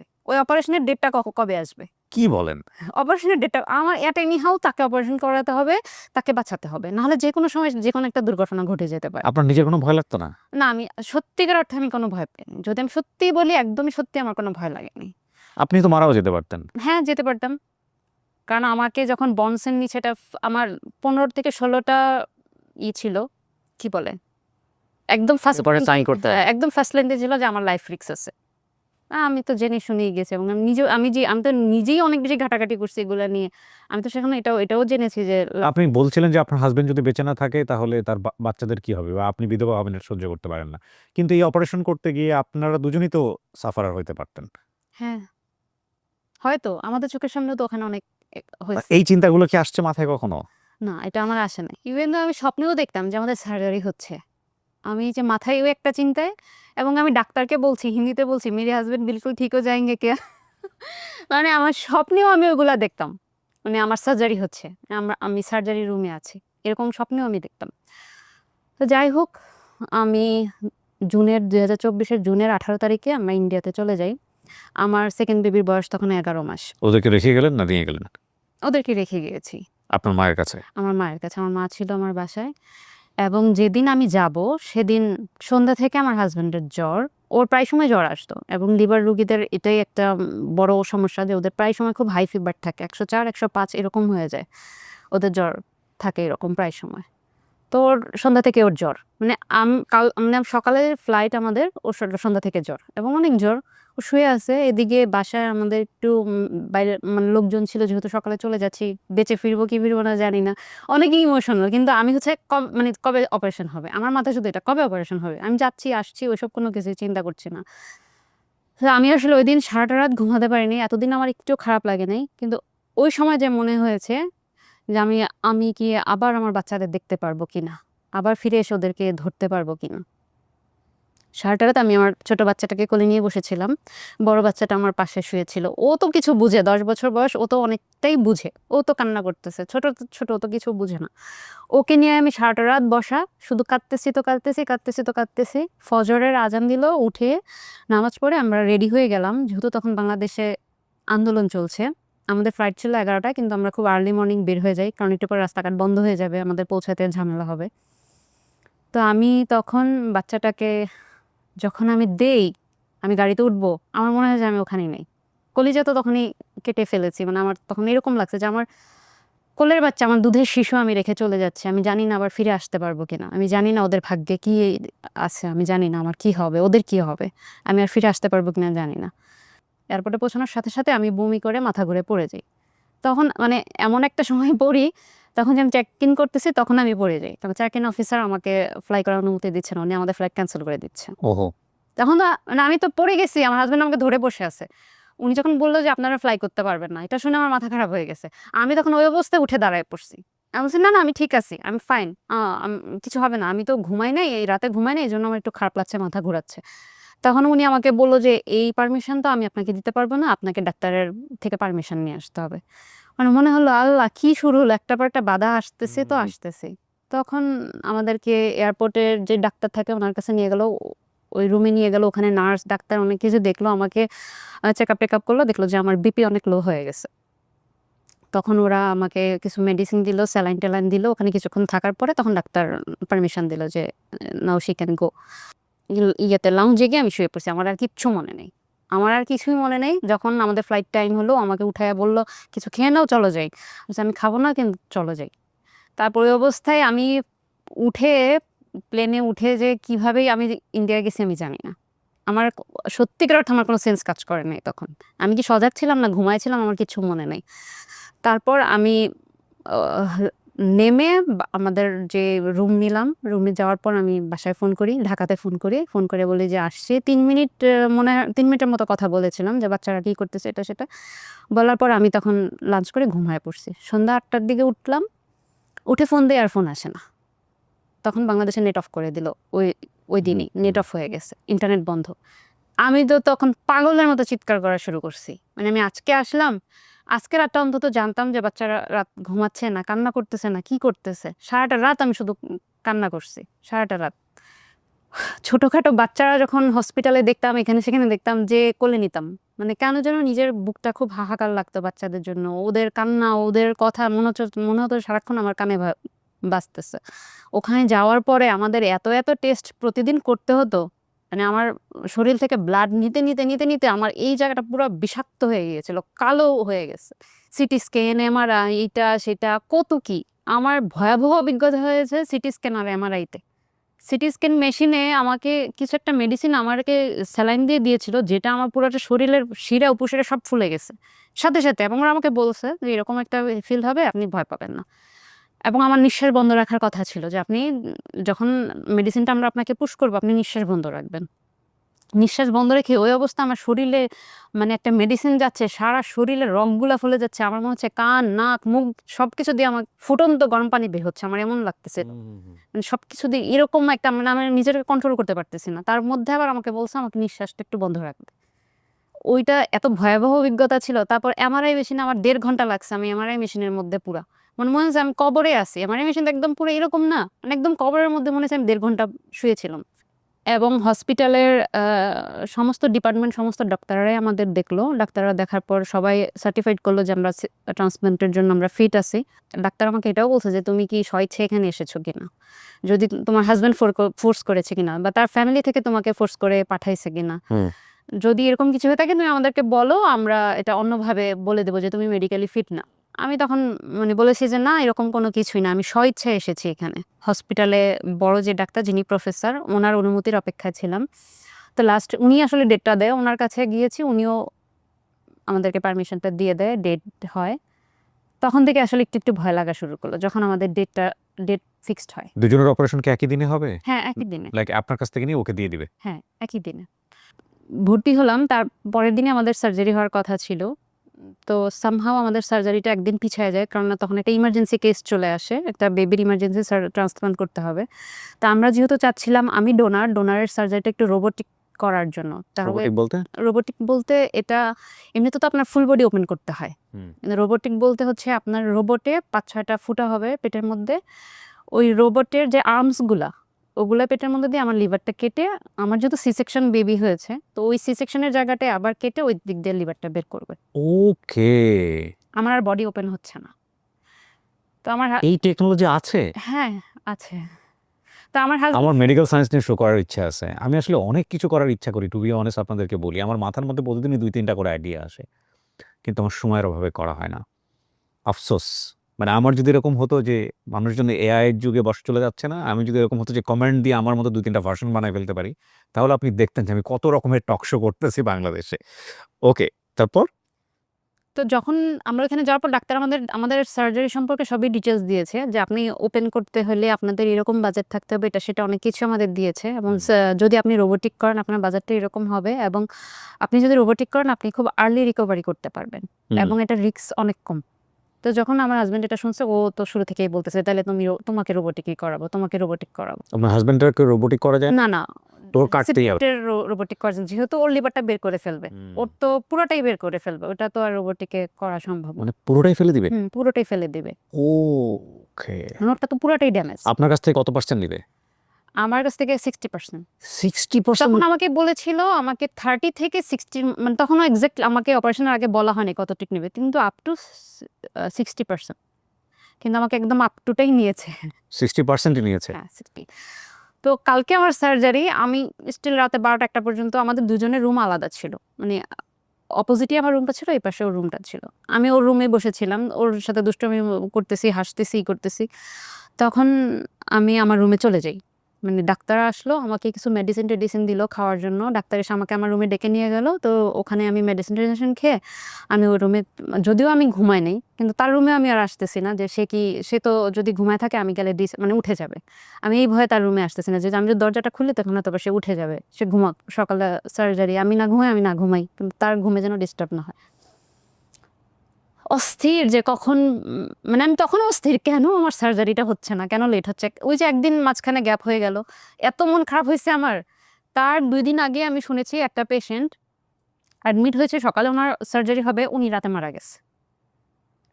বিকালে অ্যাডমিট হয়েছে, রাতে পেশেন্টটা মারা গেছে হসপিটালে, সকালে ওনার সার্জারি হওয়ার কথা ছিল। এত ভয় লাগতো এগুলো দেখে মনের মধ্যে। আবার তার মধ্যে আমাদের একদিন পিছায় গেছে। তখন আমি রাত্রেবেলা যখন মোটামুটি 4:30-5টা বাজে, আমি রুম থেকে বের হয়ে এখানে সেখানে হাঁটতেছি, ঘুরতেছি, কাউকে দেখতেছি না কেন, কোনো ডাক্তার আসছে না কেন, কোনো নার্স নেই কেন, নার্স স্টেশনে যাচ্ছে, কি ব্যাপার, নার্সরা সব কোথায় গেল, আমাকে নেয় না কেন। বা আমি আমার হাজব্যান্ডের রুমের আশেপাশে দিয়ে ঘুরতেছি, ভাবতেছি সে হয়তো ঘুমাচ্ছে, যাক আমি না যাই, আমি গেলে সে উঠে যাবে, ডিস্টার্ব হবে। তখন আমি একটা পর্যায়ে তার রুমে উকি দিয়ে দেখি সে বসে আছে। তখন আমি বললাম, কি ব্যাপার, তুমি ঘুমাও নাই? বলে না। আমি বলছি, ও আচ্ছা ঠিক আছে, তাহলে কেউ যে আসে না, আমাকে যে নেয় না, আমাকে নেয় না কেন? তখন ও বলতেছে কি, কেন কেউ নাই ওদিকে? আমি বলছি, কাউকেই দেখতে পাচ্ছি না, প্রায় 5টার কাছাকাছি বেজে যাচ্ছে, কেউই আসতেছে না, কিছুই বলতেছে না। সার্জারি কি আজকেও ক্যান্সেল হবে? মানে আমার মনের মধ্যে ভয় সার্জারি কি ক্যান্সেল হয়ে যায় নাকি আবার, কোনোভাবে যেন সার্জারিটা আজকে অন্তত ক্যান্সেল না হয়। এটা বলে আমি তার রুম থেকে চলে আসি, এবং ওই যে তার আগের দিন রাতে তার রুমে বসে বসে গল্প করে দুষ্টামি করে আসছি, আমি তাকে ফান করে বলি যে এর আগে তো আমাকে নিয়ে অনেক কমপ্লেন করছো আমার মায়ের কাছে, আমি এটা করছি সেটা করছি বিয়ের শুরু থেকে, এখন না হয় একটু প্রশংসা করো ফোন দিয়ে, এখন না হয় একটু বলো, তাহলে তো তারা একটু শান্তি পাবে, সারা জীবন তো আমার নামে কমপ্লেনই দিছো, এখন না হয় একটু বলো। তখন সে আমাকে বললো কি, এগুলো কি তোমার বলতে হবে? তোমার সামনে কি আর তোমার কথা বলি? আমি তোমার কথা অনেক আগেও বলছি, তোমার মাকে জিজ্ঞেস করে দেখো, আমার কোনো কমপ্লেন নেই তোমার বিরুদ্ধে। তখন আমি আসলে তার রুম থেকে চলে আসি। আসার পরে তারপর আবার আমি কিছুক্ষণ পরে তার রুমে যাই। কি ব্যাপার, তুমি দেখলা আমি সজাগ, তাহলে তুমি আমার রুমে আসলা না কেন? মানে তখন ঝগড়া লেগে গেছি। তুমি দেখলা আমি সজাগ, তুমি তোমার রুমে কেন বসে আছো? তখন ও বলতেছে যে আসলে আমার কি করা উচিত, আমার মাথা কাজ করতেছে না। মানে ও আমাকে তখন এটা বলতেছে যে আমার যে, তুমি যে সজাগ আমি তোমার রুমে যাবো, আমার সেটাও আমার মাথায় আসতেছে না, আমার মাথা টোটালি কাজ করতেছে না। তাই আমি বললাম, তুমি কি আমার মাকে ফোন দিছিলা, বলছিলা যে আমি অনেক ভালো মেয়ে, এটা বলছিলা?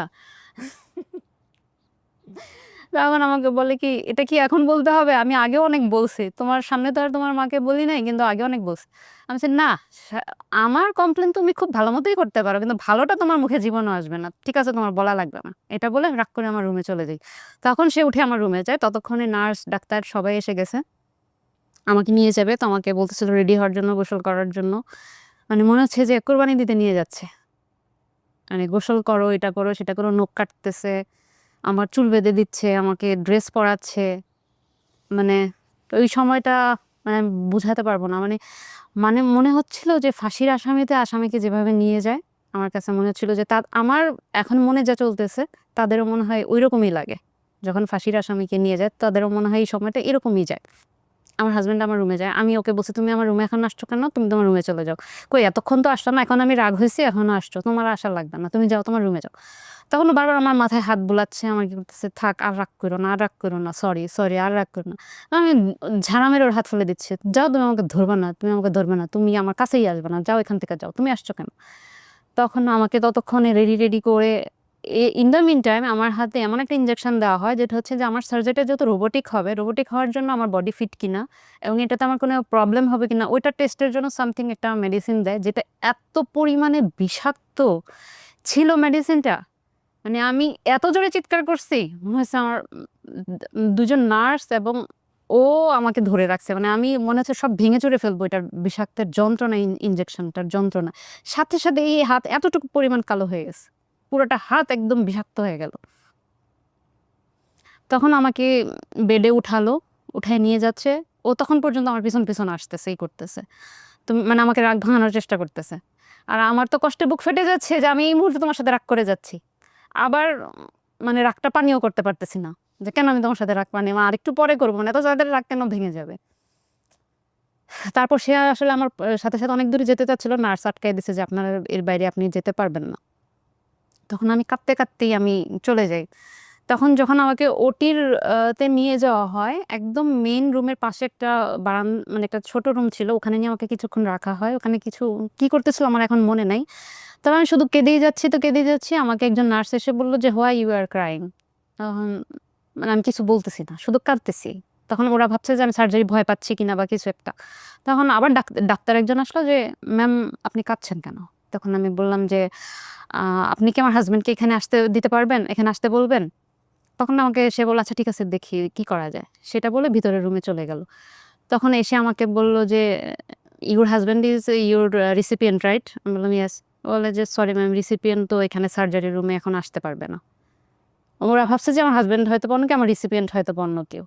তখন আমি তাও কান্না করতেছি, তো ওরা বুঝতেছে আসলে আমি, পরে আমি বলছি যে, "আসলে তার সাথে আমার কিছু কথা আছে।" মানে ওই যে আমি রাগ করে আসছি, এখন চাচ্ছি যে একটু ভালোভাবে কথা বলে সার্জারি রুমে যাই। তখন আমি তারে বললাম যে, "আমি একটু কথা বলতে চাই। একটুর জন্য ২ মিনিটের জন্য আসতে দেন প্লিজ।" তখন সে তার ডাক্তার তার ফোন আমার হাতে দিয়ে বলল যে, "তুমি ফোনে কথা বলো।" কিন্তু মানে আমি যে নাম্বার ডায়াল করব সেটাও আমার মাথায় নাই, কিছু নাই। আমি তার ইন্ডিয়ান নাম্বারটাও আমার মুখস্থ ছিল না। বা কি করব আমার আর তখন এগোনো হচ্ছে, ঠিক আছে লাগবে না তাহলে আর। মানে তখন ওই কাঁদতেই আমাকে ভিতরের রুমে নিয়ে গেল। তো ওরা বারবার সবাই আমাকে জিজ্ঞেস করতেছে, "কাঁদছো কেন? কাঁদছো কেন? ভয় পেও না।" এটা সেটা। তো তখন আমি কাঁদতেছি আর আমার বাচ্চা ২ টার মানে আমি চোখ বন্ধ। টোটালি আমার চোখ বন্ধ। বাচ্চা ২ টা মানে একদম কি বলে ছবির মতো করে আমার চোখে ভাসতেছে বাচ্চা ২ টার ফেস। আমি অনেক দোয়া কালাম পড়ার চেষ্টা করছি, কিন্তু ওই অর্থে আমি যেগুলো চিন্তা করে রাখছি যে আমি হয়তোবা এই দোয়াগুলা পড়বো, কিন্তু ঐরকমভাবে আমি পড়তে পারি নাই। শুধু লা ইলাহা ইল্লাল্লাহ মুহাম্মাদুর রাসূলুল্লাহ এতটুকুই বলে যাচ্ছিলাম। আমি জীবনের শত, শত হাজার, হাজার মানুষের গল্প ক্যামেরায় ধারণ করেছি, রেডিওতে ধারণ করেছি, টেলিভিশনে করেছি। বাট রাইট নাও আমি যে ফিলটা পাচ্ছি, এইটা আমি কোনোদিন কোনো গল্পে পাইনি। আমার কাছে মনে হচ্ছে কি আমার ৪ টা পাশ ঘোলা হয়ে গেছে, ফাঁকা হয়ে গেছে। এই গল্পটা আজকে যারা শুনেছে, এখন পর্যন্ত যারা আছে, আমি জানি না তাদের এই অনুভূতিটা হচ্ছে কিনা। আমি আপনার অপারেশন থিয়েটার দেখতে পাচ্ছি এবং আপনি যে অপারেশন থিয়েটারে যাচ্ছেন সেটাও আমি দেখতে পাচ্ছি। এটা কোনো সিনেমাতে পোর্ট্রে করা মানে নাটকে পোর্ট্রে করা, গল্পে পোর্ট্রে করা সম্ভব না। Your husband is so lucky মাশাআল্লাহ, সো লাকি। বলেন কি হয়েছে? শুধু আমার হাসব্যান্ড লাকি না। আসলে তো আমি আমার গল্পটাই বলছি। আমি অনেক বেশি লাকি। সে এত একজন ওয়ান্ডারফুল মানুষ। আমার লাইফে মানে আমার এই ১৩ বছর সংসার লাইফে আমি কখনো দেখি নাই যে তাকে অপছন্দ করে এরকম একটা মানুষ। যে এই মানুষটা তাকে অপছন্দ করে। সত্যি কথা আমি ফ্যামিলি বলেন, ওর ফ্রেন্ড সার্কেল বলেন, ওর কলেজিয়াস বলেন, আমি কারো কাছ থেকে দেখি নাই যে জাহিদকে অপছন্দ করে এরকম একটা মানুষ। আমি যখন ওটিতে সার্জারি রুমে গেলাম, আমি জাস্ট আমার চোখ খুলে তাকানোর মতো সাহস ছিল না ওইভাবে আর কিছু। এত চোখের মাথার উপরে এত লাইটস এবং আমার ঠিক বাম পাশে রোবটটা দাঁড়ানো ছিল, আমার বেডের বাম পাশে। মস্ত বড় একটা রোবট, বলা চলে বিশাল বড়, মানে আমাদের ২ জন ৩ জন মানুষের সমান লম্বা হবে এবং এটার ৪ টা আর্মস গুলো এরকম করে দাঁড়া করা, মানে এরকম করে আছে যেটা দেখে একবার তাকায় আমি আর সেকেন্ড টাইম এটার দিকে তাকাতে পারিনি। মানে ভয় লাগছিল যে কি হবে? তখন জাস্ট আমার হাত সোজা করলো এবং ওই নার্সটা আমার সাথে কথা বলছে, গল্প করছে। কি বলছে আমি কিছুই জানি না। আমার মাথায় কিছু ঢুকে নাই। তো জাস্ট আমার হাতটা নিয়ে এভাবে ৩ টা টোকা দিল। হয়তোবা বেন খুঁজতেছে বা কিছু একটা করছে, ৩ টা টোকা দিল। আমি ওই শেষ, আমার আর কিছু মনে নেই। অ্যানেসথেসিয়া দিয়ে দিয়েছে। দিয়ে দিয়েছে। আমার আর কিছু মনে নেই। তখন মনে হলো যে সেন্স যাওয়ার পর্যায়টা কি বোঝা যায় অ্যানেসথেসিয়া না, দেওয়ার আমি পরে? ওই তখন টোকাটাই শুধু ফিল করেছি। এরপর আমি আর কিছু ফিল করি নাই। ইন্টারেস্টিং। এরপর আমার আর টোটালি কিছু আমি আর আমার ফিল হয়নি। তারপর হঠাৎ করে আমাকে ডাকতেছে, "ma'am please wake up, open your eyes." মানে আমি তখন চোখ খুলতে পারতেছি না। মানে আমি চেষ্টা করছি চোখ খোলার জন্য, কিন্তু আমি পারতেছি না। ওকে। কিন্তু আমার মনের মধ্যে তখন এত একটা ভয় কাজ করলো যে কি হলো, মাত্র ৫ মিনিট হইলো আমি ঘুমালাম। এখনই কেন আমাকে ডাকতেছে? এখনই কেন আমাকে উঠায় ফেলতেছে? তার মানে কি আমার সার্জারি হয় নাই? যেহেতু এর আগে আমাদেরকে ডাক্তার বলছে যে donor donor is most important to us. আমরা ডোনারের রিস্ক হবে এমন কোনো কিছু আমরা রিস্ক নিতে পারবো না। যেহেতু রুগী, সে তো রুগী। ডোনারের তো কোনো রোগ নেই। ডোনার তো সম্পূর্ণ সুস্থ। আমরা তার জন্য হার্মফুল হবে এমন কোনো কিছু করতে সো পারবো ওইটা না। মাথায় কাজ করতেছে আপনার। হ্যাঁ, ৫ মিনিটে এবং ডাক্তার আমাকে এটাও বলছে, আমরা টেস্টে তো অনেক কিছু দেখতে পাই। তবে অপারেশন টেবিলে অনেক সময় অনেক ডিসিশন চেঞ্জ হয়ে যায়। অপারেশন টেবিলে অনেক ডিসিশন চেঞ্জ হয়ে যায়। আমাদের কাছে যদি এরকম রিস্ক কিছু মনে হয়, আমরা তখন সার্জারি ক্যানসেলও করে দেই। যেহেতু আমাদের আগে এরকম কথা বলে রেখেছিল। তো আমার মাথায় এটাই তখন সাথে, সাথে ঢুকছে যে ৫ মিনিট হলো আমি চোখ বন্ধ করলাম। আমাকে এখনই ডাকতেছে, দ্যাট মিনস আমার মনে হয় কোনো প্রবলেম হয়েছে, আমার সার্জারিটা হবে না। তাহলে এখন কি হবে? জাহিদকে আর কে দিবে? লিভার তো আর কেউ দিবে না। তার মানে আমার আর মানে জাহিদের ট্রিটমেন্ট আর করা হলো না। তখন এটাই আমি ভাবতেছি, কিন্তু আমি ওইভাবে আমি ফিলও করতে পারতেছি না। তো দেখলাম যে আমার বেড নিয়ে ওরা খালি দৌড়াচ্ছে আর আমাকে বলতেছে, "please ma'am don't close your eyes, just look forward." কিন্তু আমি তাকাতেও পারছি না। ওরা আমাকে দৌড়ে নিয়ে আমার দোতলায় সার্জারিটা হয়েছে। ওরা তখন মেবি ৪ তলায় আমাকে দৌড়ে নিয়ে গেল। আমি ফিলও করতে পারতেছি, আবার কিছু করতে পারতেছি না। তো মনটা খুব খারাপ লাগতেছে যে সার্জারিটা হয়নি। সামহাউ আপনি সার্জারিটা হয়নি। অ্যাজিউম করছেন এটা। হ্যাঁ, আমি এটাই ভাবতেছি যে সার্জারিটা হয় নাই। যেহেতু আমার কাছে মনে হলো জাস্ট আমি 5 মিনিটস আমি চোখ বন্ধ করেছিলাম। কিন্তু আমি আমার শরীরে হাত দেওয়ার খুব চেষ্টা করতেছি। যে আমি হাত দিলেই বুঝতে করছেন। পারবো যে সার্জারি হয়েছে কি বা হ্যাঁ। হয়নি। কিন্তু আমি হাত দেওয়ারও শক্তি পাচ্ছি না। তখন দেখলাম যে ওরা আমাকে আইসিইউর ভিতরে ঢুকাচ্ছে। এবং আমাকে যে রুমে শিফট করলো, সেই রুমে আমি গিয়ে একটু চোখ খুলে দেখলাম যে ৪টা ৫ বাজে। আমাকে ৬টার সময় সার্জারিতে নেওয়া হয়েছে এবং তখন ৪টা ৫ বাজে। ১০ ঘন্টার মতো। ১০ ঘন্টা। ওকে। হ্যাঁ, তখন আমি মিলাতে পারছিলাম না। ৪টা বাজে কিসের ৪টা? মানে কখন ৪টা? তখন আস্তে, আস্তে আমার সেন্স আসতেছে, মানে একটু, একটু বোঝার চেষ্টা করতেছি সো যে ইটস নট 5 মিনিটস। না, এটা 5 মিনিটস ছিল না। এবং সাথে, সাথে আমার মানে ওরা এত কিছু আমার শরীরের মধ্যে দিচ্ছে এবং আস্তে, আস্তে আমি একটু, একটু ফিল করতে পারতেছি যে আমার নাকে অক্সিজেন দেওয়া, আমার নাকের ভিতরে আরেকটা পাইপ দেওয়া, যেটাতে আমি মানে গিলতে পারছি না। আমি কথা বলার চেষ্টা করতেছি কিন্তু বলতে পারছি না। আমার পুরা এখান থেকে একটা পাইপ ভিতরের দিকে দেওয়ানো। আমার নাকে, মুখে, সারা শরীরে বিভিন্ন যন্ত্রপাতি দেওয়া। এবং আমি আইসিইউতে আছি। তখন বুঝলাম যে না, সার্জারি হইছে তাহলে। তখন নিজের কষ্ট ভুলে গেছি। ওই মোমেন্টে? মানে আমার খুশি লাগতেছে যে আমার সার্জারি হয়েছে। এতক্ষণ তো আমার মন খারাপ যে আমার সার্জারি হয় নাই। যেহেতু ৫ মিনিট হয়েছে আমি মাত্র ঘুমাইছি। যখন দেখলাম যে বিকাল ৪টা বাজে, দ্যাট মিনস সার্জারিটা হয়েছে। তখন আমি আহ ওইভাবে কিছু বলার আমার শক্তি ছিল না। কিন্তু আমি বলতে অনেক চেষ্টা করেছি যে আমার হাসব্যান্ডের কি খবর? আমি ওর কথা অনেক জিজ্ঞেস করতে চেষ্টা করেছি কিন্তু পারি নাই। তার মেবি কয়েক ঘন্টা পরে আমি নার্সকে জিজ্ঞেস করেছিলাম যে আমার হাসব্যান্ডের কি খবর? মানে ওরা তো আর হাসব্যান্ড চিনে না। ওরা বুঝে যে রিসিপিয়েন্ট। আমি ডোনার, আমার রিসিপিয়েন্ট। তখন বলছে যে হ্যাঁ, তার সার্জারি এখনো চলছে। তখন মেবি ৬টা বাজে। তখন আমি তাকে জিজ্ঞেস করেছিলাম। তখন বলছে যে তার সার্জারি এখনো চলছে। সে এখনো ওটিতেই আছে। তারপরে যখন ওর সার্জারি শেষ হয় ৭:৩০টার সময়, সন্ধ্যা ৭:৩০টায় ওকে আইসিইউতে শিফট করে। তখন নার্স আমাকে এসে বলে গেছে যে আপনার হাসব্যান্ডের সার্জারি শেষ হয়েছে। সার্জারি সাকসেসফুল হয়েছে। ওনাকে আইসিইউতে দিয়ে গেছে। তখন আমি বললাম যে কোনো ক্রিটিক্যাল কিছু, মানে ওইভাবে তো বলতে পারিনি। আমি বলছি, ইজ হি ওকে? বলছে হ্যাঁ, সে ভালো আছে। তার সবকিছু ঠিক আছে। কথা ওইভাবে বলতে পারিনি। আমার এত পরিমাণ শরীরের ভিতরে জিনিসপত্র দেওয়া, আমি কথা বলারও শক্তি পাইনি। ১টা বা ১:৩০টার সময় আমি মানে পুরোপুরি সজাগ। তখন অনেক কিছুই বুঝতে পারতেছি। মানে প্রায় ২-৩ ঘন্টা ধরে আমি একদম তাকানো। কিন্তু কিছু বলতে পারছি না। কিন্তু আবার শুয়েও থাকতে পারছি না। খুব ফিল করা যায় বুকের ভিতরে দিয়ে? হ্যাঁ, তখন আমি সার্জারির পর যখন আমি আস্তে, আস্তে ফিল করতেছি, তখন আমার মনে হচ্ছিল যে আমার শরীরের যত কিছু আছে সব বের করে ফেলছে। মানে শুধু আমার লিভার না, মানে আমার লিভার, কিডনি, লাং যা আছে মনে হয় সবকিছু বের করে ফেলছে। আমার ভিতরটা পুরা ফাঁকা লাগতেছে। এবং আমার এত বেশি ভমিটিং ফিল হচ্ছিল, আমি বারবার বলতেছি যে আমি বমি করব, বমি করব, বমি করব। কিন্তু আমার বমি হচ্ছে না। এবং একটা পর্যায়ে রাতের মাঝখানে আমি নার্সকে বলতেছি যে, "আমি না আর এখানে শুয়ে থাকতে পারছি না। আমার আমার খুব খারাপ লাগতেছে।" তখন আমার হাতের কাছে একটা বাটন ছিল। ওরা আমাকে বলে দিয়েছিল যে, যখন আমি অনেক বেশি পেইন ফিল করব তখন যেন বাটনটা প্রেস করি। তাহলে আমার এইখানে ৩ টা ক্যানুলা করা ছিল ঘাড়ের মধ্যে।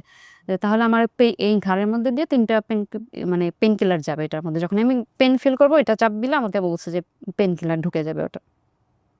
তখন যখন আমি ওকে বললাম যে আমি ঘুমাতে চাই, মানে এখানে আমার এভাবে থাকতে ভালো লাগতেছে না। তখন আমাকে বলল যে, "তাহলে বাটন প্রেস করো।" আমি বললাম যে, "এটা তো আমার তো এখন পেইন হচ্ছে না।" বলছে, "এটাতে ঘুমের মেডিসিনও দেয়া আছে, ওটা প্রেস করে তুমি ঘুমায়ে যাবা।" তো এটা দেওয়ার পরপরই মোটামুটি আমি আবার ঘুমায়ে গেছি। তারপরে সকাল থেকে একটু মোটামুটি কথা বলতে পারছি। তো নার্সদেরকে বারবার শুধু জিজ্ঞেস করতেছি যে, "আমার হাসব্যান্ডের কি খবর? রিসিপিয়েন্টের কি খবর?" বলছে, "সে ভালো আছে।" আচ্ছা, "তাহলে তার এখনো সেন্স আসে না কেন?" তখন পর্যন্ত তার সেন্স আসে নাই। তার পরের দিন সকাল পর্যন্ত সেন্স আসে নাই। এদিকে তো ঢাকায় মোটামুটি আমার বাবা-মা সবাই ধরে নিছে সে নাই। যেহেতু কালকে সার্জারি হইছে, আজকে পর্যন্ত তার সেন্স আসে নাই। তার মানে সে নাই। বাসায় তো সবাই কান্নাকাটি করতেছে। এবং আমার মনের মধ্যেও একটা সন্দেহ চলে আসছিল। কারণ আমি ওখানে যত পেশেন্ট পাইতাম, ট্রান্সপ্লান্ট পরবর্তী পেশেন্ট সবাইকে ধরে, ধরে জিজ্ঞেস করতাম। একজনকে পাইলেই হইছে। "আচ্ছা, আপনার কি, কি হইছে? কি, কি সমস্যা হইছে? বা আপনার কখন সেন্স আসে? ওটির দিন কি হইছে না হইছে?" সবকিছু জিজ্ঞেস করতাম। তো আমি মোটামুটি সবার কাছ থেকে জেনে গিয়েছিলাম যে রাত ১০টা-১১টার সময় মোটামুটি সবারই সেন্স আসে। আমি কারো শুনি নাই যে এত লেংদি টাইম লাগছে সেন্স আসতে। তো আমি না সকাল থেকে ভয় পাচ্ছিলাম যে ওরা মনে হয় আমাকে মিথ্যা বলছে। নার্স ওরা মনে হয় আমাকে মিথ্যা বলতেছে। কিছু একটা হয়েছে। something wrong, কিন্তু ওরা আমাকে বলতেছে না। যেহেতু আমিও অসুস্থ রোগী, ওরা হয়তোবা আমার কাছে কিছু একটা হাইড করতেছে। তা আমিও বারবার বলতেছি যে, "তোমরা কি আমার সাথে মিথ্যা কথা বলতেছো? আমার রিসিপিয়েন্ট তো মনে হয় ঠিক নাই। এখনো কেন সেন্স আসতেছে না?" তখন ওরা আমাকে বলতেছে যে, "ডাক্তার তো এখনো আসে নাই। ডাক্তার আসলে ওর তখনো দেওয়া, লাইফ সাপোর্ট দেওয়া।" তখন বলছে যে, ডাক্তার আসলে লাইফ সাপোর্ট খুলে দিবে, তারপর তার সেন্স আসবে।" তারপরও মনে, মধ্যে সন্দেহ যে ওরা আমাকে মিথ্যা কথাই বলে যাচ্ছে। আমি তাকে দেখতে চাই, আমি তাকে দেখতে চাই। এরকম লাগছে আমার মধ্যে। আমি তো ওদেরকে বারবার বলতেছি, "আমাকে নিয়ে যাও, আমাকে নিয়ে যাও।" তখন বলতেছে যে, "আচ্ছা ঠিক আছে, তোমাকে আমরা নিয়ে যাবো, কিছুক্ষণ পরে নিয়ে যাবো।" তারপর ১২টার সময় আমার ফিজিওথেরাপিস্ট আসলো আমাকে একটু এক্সারসাইজ করানোর জন্য, এবং সে আমাকে বলল যে, "তোমাকে এখন একটু হাঁটতে হবে।" আমি বললাম, "আমার পক্ষে তো উঠে বসাই সম্ভব না। আমি হাঁটবো কিভাবে? আমি পারব না।" বলছে, "না, তুমি পারবা। তুমি যদি না হাঁটো তাহলে তোমাকে আইসিইউতে অনেক বেশি দিন থাকতে হবে। তুমি কি আইসিইউতে আরো থাকতে চাও?" আমি বলি যে, "না, থাকতে চাই না, কিন্তু আমি এখন উঠতেই পারব না। আমার একটুও শক্তি নেই যে আমি উঠে বসতেও পারব না। আমি হাঁটবো কিভাবে?" তখন দেখলো যে আমি কোনোভাবেই রাজি হচ্ছি না। তখন আমাকে বলল, "কেন? তুমি তোমার রিসিপিয়েন্টকে না দেখতে চাচ্ছিলা? দেখবা না?" আমি বললাম, "হ্যাঁ, দেখব তো।" বলছে, "তাহলে চলো।" তখন এটা বলার পর বলছে, "ঠিক আছে, তাহলে চলো।" তখন আমার আসলে আমি যে পা ফেলবো আমার সেই শক্তিও নেই। আমাকে ২-৩ জন মিলে উঠাইয়া ধরে অনেক কষ্ট করে আমাকে ওরা নিয়ে হাঁটাচ্ছিল। হাঁটতে, হাঁটতে আমি ১টা-২টা রুম পরেই আমার হাসব্যান্ডের রুম। ওখানে গিয়ে দেখি ওর রুমের ডোরটা পুরাটাই ওপেন, এবং ওর মুখে যে ইয়েটা দেওয়া, লাইফ সাপোর্টটা দেওয়া, ওইটা দেখে আমার অনেক বেশি খারাপ লাগতেছিল। এই যে ও লাইফ সাপোর্টে আছে। মানে এটা ওর সেন্স নাই। তখন ১টার মতো বাসার ১২টা ১টার মতো বাজে। ওর সেন্স নাই, ও লাইফ সাপোর্টে আছে। মানে এটা আমি সহ্য করতে পারতেছিলাম না। এখন পর্যন্ত সেন্স আসে নাই। না জানি কি হবে। আর আমার এদিকে তো বাসায় সবাই ধরে নিয়েছে নাই। সে হয়তোবা নাই। তখন আমি বারবার আমাকে তারপর একটু রেখে আবার আমি তো দাঁড়াতেও পারছি না ঠিকমতো। একটু হাঁটায় আবার আমাকে রুমে দিয়ে গেল। তখন আমি বারবার জিজ্ঞেস করতেছি, "ডাক্তার কেন আসে না? ডাক্তার কেন আসে না? কখন খুলে দিবে? লাইফ সাপোর্ট কখন খুলে দিবে?" তখন বলে যে, "আজকে একটু ডাক্তার আসতে লেট হচ্ছে। ডাক্তার আসলেই দেখবে, খুলে দিবে। সমস্যা নাই।" আমি বলছি, "তার কি সবকিছু ঠিক আছে?" মানে, "হ্যাঁ, সবকিছুই ঠিক আছে। তুমি টেনশন করো না।" তখন আমাকে ৩টার সময় ইনফর্ম করে যে, "তোমার রিসিপিয়েন্টের সেন্স আসছে।" ও! মানে তার আগের দিন ওকে ওটিতে নিয়েছিল সকাল ৮ঃ০০, আমাকে ৬ঃ০০, ওকে নিয়েছিল ৮ঃ০০। ওর ৮ঃ০০ থেকে ওটি শুরু হয়। তার পরের দিন বিকাল ৩টার সময় ওর সেন্স আসে। তখন আমাকে বলতেছিল তখন আমি বলতেছিলাম, "তাই? তাইলে আমাকে আবার নিয়ে যাও।" মানে আমাকে একবার উঠাইয়া হাঁটাইতে পারছে না, আমি উঠতেই চাচ্ছি না। তখন আবার আমি সেকেন্ড টাইম উঠতে চাচ্ছি। তখন আমাকে বলল, "তুমি আবার উঠবা? যেতে চাও?" আমি বলছি, "হ্যাঁ, আমি যাবো।" মানে আমি নিজের চোখে না দেখা পর্যন্ত বিশ্বাস করতে পারতেছি না। তখন সে আমাকে নার্স বলল, "আচ্ছা ঠিক আছে। আমি তাহলে ফিজিওথেরাপিস্ট খবর দিচ্ছি। সে এসে তোমাকে নিয়ে যাবে।" তারপর ফিজিও ডাক্তার যেতে ১ ঘন্টা সময় লাগে। আমি ৪টা ৪:৩০ সময় আমাকে ধরে আবার নিয়ে যায় তার রুমে। আমার শরীরেও নানান যন্ত্রপাতি, এগুলা ২ জন পিছনে ধরে রাখছে, ২ জন আমাকে ধরে রাখছে। একটু, একটু, একটু, একটু করে হেঁটে, হেঁটে তার রুমে গেলাম। গিয়ে দেখি যে তার রুমে অনেক ডাক্তার, নার্স, অনেক কিছু। তো সে আমাকে দেখে কোনো কথা বলতে পারছে না, শুধু তাকাই আছে। আমারও কথা বলার শক্তি নেই, তবুও আমি তার বেডের পাশে গিয়ে একটু তাকে দাঁড়ায় তার হাতটা ধরছি। তখন আসলে সার্জারির পর তো লিকুইড মানে পানি-টানি অনেক রেস্ট্রিকশন থাকে, খেতে পারছে না। তখন সে আমাকে ১ম কথা বলছে যে, "আমাকে একটু পানি দিতে বলো।" সে কথাও বলতে পারছে না। তখন আমি নার্সদেরকে বলছি, "এখন উনার পানি খাওয়ার টাইম হয় নাই, আরো পরে দিব।" আমি বলছি, "একটু দেন। মানে ও তো মানে একদম গলা-টলা শুকায় আছে, কথা বলতে পারছে না, একটু দেন।" তখন ওকে সামান্য একটু পানি দিল, ও খেলো। জাস্ট এতটুকুই। আমার আর তখন ওইখানে দাঁড়ায় থাকার মতো, আমি নিজেই পড়ে যাবো এরকম অবস্থা। মানে আমি পড়ে যাচ্ছি, কখন যেন মাথা ঘুরে পড়ে যাবো। আমি তাকাতে পারি না। তখন আমি বললাম যে, "আমাকে নিয়ে চলো, আমি আর দাঁড়ায় থাকতে পারছি না।" তো ওই অবস্থায় আমি আবার আমার কেবিনে শিফট করি। তখন কিছুদিন আমার এমন মনে হয়েছে যে আমি মনে হয় মানে কিছুক্ষণ পরে আমি মারা যাব। প্রতিটা সেকেন্ড, প্রতিটা মুহূর্ত এত কষ্ট, এত যন্ত্রণা লেগেছে। মনে হয়েছে আমি মারা যাব। তারপর আস্তে, আস্তে আমরা রিকভারি করছি। কতদিন লাগে রিকভারি করতে? আমার খুব একটা বেশি সময় লাগে নাই, যেহেতু আমার ফুল বডি ওপেন হয় নাই। আমি অনেকটাই খুব আর্লি রিকভারি আমি করতে পেরেছি। মানে আমি মনে হয় ৫-৬ দিনের মধ্যে আমি অনেকটাই ঠিক হয়ে গেছি। আপনার লিভার ফেইল হতে কতদিন, মানে পুরা লিভার ফেইল হতে 6 মান্থের মতো লাগে। অপারেশনটা শেষ হয়েছে ২ বছর আগে? ইয়েস।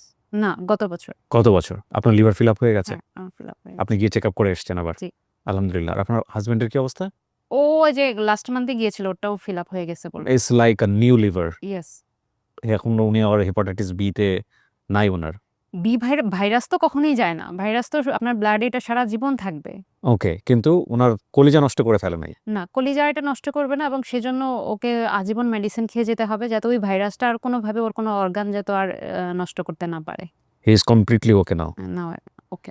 আপনাদের এই মানুষটাকে দেখতে ইচ্ছা করছে না? আমি আনছি তাকে। তোমার হাসব্যান্ডকে নিয়ে উপর আসো। So you are the luckiest man in the world. মানে আমার চোখে দেখা আর কি, আমি তো ওইভাবে চিন্তা করি না। মানে আমার রাইট নাও এই ফিলিংসটা হচ্ছে যে সুখী বা সৌভাগ্যবান মানুষদের যদি সামনাসামনি দেখার সুযোগ হয়, তাহলে যে ক্যাটাগরিতে মানে আপনার নাম আসা উচিত, সেই রকম একজন মানুষকে আমি দেখছি আর কি। আপনার এটা ফিল হয় না? অবশ্যই, অবশ্যই ফিল হয়। আপনি সুস্থ আছেন সবকিছু মিলে? আলহামদুলিল্লাহ। মানে কি জার্নি পার করে আসছেন, এটা মনে হয় মাঝে, মাঝে? এটা তো অবশ্যই মনে হয়, প্রতিনিয়তই মনে হয়, এবং এটা মনে হলে নিজেকে আর তখন আর নিজের থাকে না। কারণ আজকে এই অবস্থানে আছি। বাট বাস্তবতা তো হলো যে এরকম নাও হতে পারতো। না হতে পারত। বাট আপনার ওয়াইফের গল্পটা আমি তো আসলে ১.৫-২ ঘন্টা এখানে বসে থেকে শুনেছি। সো আমার যা ফিলিংস, সেটা আসলে সেই জায়গাটাকে আমি বারবারই বলব যে আপনি অনেক সৌভাগ্যবান একজন মানুষ। পৃথিবীতে ভালোবাসা দেখানোর জন্যে খুব একটা সুযোগ পাওয়া যায় না। ধরেন ২ জন মানুষ বছরের পর বছর একসঙ্গে থাকে।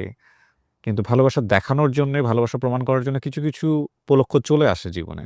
কাঙ্ক্ষিতভাবে হোক, অনাকাঙ্ক্ষিতভাবে হোক। এবং সেইরকম একটা জায়গায় উনি প্রুভ করেছেন নিজেকে যে আপনি সে যে কত আমাকে এতদিন টলারেট করেছে, এটাও অনেক বেশি। আপনি অন্য কেউ হলে সেটা করতো না। আপনি কত না, আরে আসলে ঠিক ওরকম কিছু না যে টলারেটের কিছু না। কারণ আমাদের বিয়ে যতদিন থেকে আমি শুরু থেকেই তো তাকে দেখতেছি। আসলে তার মেন্টালিটি শুরু থেকেই আমি দেখছি পজিটিভ। পজিটিভ প্লাস এভরিথিং, আসলে ওরকম নেগেটিভ কিছু না। একটা মানুষের অনেক কিছুই থাকতে পারে দোষ-টোষ। বাট ও পজিটিভ, সে শুরু থেকেই আমি দেখছি। ফ্রম দ্য বিগিনিং ও এরকমই। তো আজকে এই ঘটনা ছাড়াও যদি আমার কাছেও কিন্তু অলওয়েজ এরকমই ছিল। যে আজকে এটার পরে হয়তোবা আপনি একটা মন্তব্য করলেন, একটা করলেন, বাট এছাড়াও আমার কাছে তাকে এরকমই আমি ১ বছর আগেও আমার কাছে যেরকম ছিল, আজকে ১ বছর পরে আমার সার্জারিটা তো ১ বছর হলো। তো ১ বছর পরেও আমার কাছেও কিন্তু এতটুকু কমতি নাই, বরং ১ বছর পরেও যে আমার কাছে এর আরেকটু বাড়ছে বিষয়টা ওরকমও না। কারণ আমি ওকে ডে 1 থেকে তো দেখতেছি। আসলে ও একটু সেপারেট আমার মনে হয়। সবার থেকে আলাদা? একটু সেপারেট, হ্যাঁ। আপনি আপনার শাশুড়িকে নাকি অপারেশনের আগে ফোন-টোন দিয়ে বলেন নাই যে ও ভালো মানুষ? আজকে চাইলে ভিডিওতে বলে দিতে পারে। ডেফিনেটলি আসলে না, ওইভাবে কথা প্রসঙ্গ হয়েছে। আমি জি। অলরেডি ওকে এটা বলছি যে আসলে মুখ দিয়ে বলা চেয়ে আসলেই বলা। অন্তর দিয়ে বলাটাই সবচেয়ে ইম্পর্টেন্ট। আসলে ওটা মিন করার কিছু না। আমি আসলে দেখানোতে বিশ্বাসী না। কখনোই না যে দেখানোতে বিশ্বাসী না। কারণ আর আমি বলে দিই মানে আপনার যদি লাগতো আমার ধারণা উনিও দিত। ডেফিনিটলি সেটা আমার জন্য সেটা করবে সেই ভরসা আমার আছে। কারণ সে আমার যে আমাকে যে এত পরিমাণে সাপোর্ট দিয়েছে এবং আমাকে যে সহ্য করেছে এতটা দিন, আমি যে যন্ত্রণা তাকে দিয়েছি সেটা অন্য কেউ হলে সেই ডে 1 থেকেই আমাকে ছেড়ে চলে যায়। মানে কেন আমি তোমাকে সহ্য করব? সে কেন আমাকে সহ্য করবে? বিউটিফুল। আপনাদের ২ টা ছেলে নাকি ১ ছেলে ১ মেয়ে? ২ ছেলে। ২ ছেলে। মাশাআল্লাহ। ওরা জানে এই গল্পগুলা? ছোটটার বয়স কত? ছোটটা 2 বছর। তো ও তো ডেফিনিটলি বোঝে না। বোঝে না। বড়টা নিশ্চয়ই বোঝে। হ্যাঁ, বড়টা নিশ্চয়ই বোঝে। অসম্ভব সুন্দর একটা পরিবেশে তারা বড় হচ্ছে। বাবা-মায়ের সাপোর্ট পেয়ে বড় হচ্ছে। এটা নিঃসন্দেহে অনেক সন্তানের জন্যই অনেক কাঙ্ক্ষিত, অনেক সৌভাগ্যের বিষয়। আমার এই গল্পটা মানে সত্য কথা বলতে যেটা যে আমি আমি যখন গল্পটা নিচ্ছিলাম তখন তো অনেক কিছু আমার মাথায় থাকে। আমারও তো ব্যক্তিগত জীবন আছে, প্লাস ধরেন আমার অফিসের বিভিন্ন রকমের বিষয় আছে। এছাড়াও অনেক কিছু মাথায় নিয়ে আমি গল্পটা নিতে বসি। এবং তারপরে আস্তে, আস্তে আমি গল্পে ঢুকে যাই এবং আমাকে যতটুকু গল্পের দিকে মানুষ ধরে রাখতে পারে যিনি বলছেন, আমি বিশ্বাস করি আমার দর্শকও ততটুকু ধরে রাখবে। তো সেই জায়গা থেকে আজকে আমার পুরো সাইডটাই ব্ল্যাংক হয়ে গেছে। মানে আমি পুরোটুকুই গল্পের মধ্যে ছিলাম এবং আমি বলব আমার জীবনের অসাধারণ একটা স্টোরি আজকে আমি এখানে ধারণ করতে পেরেছি এবং একই সাথে এই অসাধারণ এই গল্পটা আমি যারা আমার দর্শক আছেন তাদের জন্য তুলে ধরতে পারলাম বলে আমি বিশ্বাস করি। কত কষ্ট হয়েছে আপনাদের, মানে কত ব্যয় গিয়েছে? অনেক হয়ে গেছে। মানে আমাদের ওখান থেকে ধারণা দিয়েছিল যে আমাদের 45 লাখ লাগবে এবং বলেছিল যে আমাদের এক্সট্রা 10 লাখ হাতে ধরে রাখতে বাড়তি। ওকে। কিন্তু যেটা ওর এত কমপ্লিকেশনস হয়েছে, ওর সার্জারির 18 দিনের মাথায় ওর আবার সেকেন্ড সার্জারি করতে হয়েছে। আসলে 2 বার সার্জারি করতে হয়েছে এবং সেকেন্ড সার্জারিতে আবার 18 লাখ টাকা বিল আসছে। ওকে। মানে আমাদের প্রায় যদি আমি বলি অ্যামাউন্ট 1,26,00,000 পর্যন্ত এখন পর্যন্ত খরচ হয়েছে। ১,২৬,০০,০০০। 26 lakh. It's a huge amount of money. Huge, মানে যদি বলি তাহলে এখন আমরা সর্বশান্ত। তারপরেও আপনারা বিজয় ছিনিয়ে আনছেন এবং এটাই এটাই বড় সবচেয়ে বড় একটা কথা। কথা যে আমি এটারে কিছুই মনে করি না। এখনো আমি আল্লাহর কাছে একটা জিনিস চাই যে আমি কখনোই আসলে ওইভাবে উচ্চাভিলাষী, উচ্চাকাঙ্ক্ষী না। আমি আমার সামর্থ্য, আমার গণ্ডির মধ্যেই আমি থাকতে পছন্দ করি। তো এখন আমার একটাই চাওয়া যে তুমি যেন সুস্থ থাকো, ভালো থাকো। বাচ্চাগুলা যেন একটু ওদেরকে বড় করে দিয়ে যেতে পারি, দ্যাটস এনাফ। আমার আর এখন আর কিছু চাওয়ার নাই। আপনার কিছু বলার আছে আপনার ওয়াইফকে? ওকে নিয়ে মন্তব্য করার মতো কোনো শব্দ আমার কাছে নাই। জাস্ট শুধু এতটুকুই বলব যে ও তো লাস্টলি তো জীবনটাই রিস্ক নিল আরকি। আসলে এর আগে অনেক ঘটনা আছে, অনেক সিচুয়েশন আছে, অনেক কিছু। বাট এটার সাথে তো আসলে তুলনা করতে পারতেছি না। আমি যেহেতু একটা প্রাইভেট চাকরি করি, আহামরি মধ্যবিত্ত একেবারে মিড লেভেলেরই আমার জব। তো যতটাই ইনকাম করি হয়তোবা চেষ্টা করি সেগুলা ম্যানেজ করে চলার জন্য। ওইভাবে আমি কিন্তু অত কিছুও করতে পারি নাই তার জন্য। তারপরও চেষ্টা করি। কিন্তু কোনোদিনও এগুলা নিয়ে কোনো অভিযোগ নাই। রিয়েলি যেটা। কখনোই কোনোদিন এটা নিয়ে অভিযোগ করে নাই। ইভেন এটা বলতে পারি মানে বে সচরাচর যা হয় আমি জানি না হয়তোবা আমারটা ভুল কিনা, যে দেখা গেল যে আমার বাসার মেম্বার কিংবা আমার বাসা সম্বন্ধে ওর কাছে কোনো ইয়ে নেই।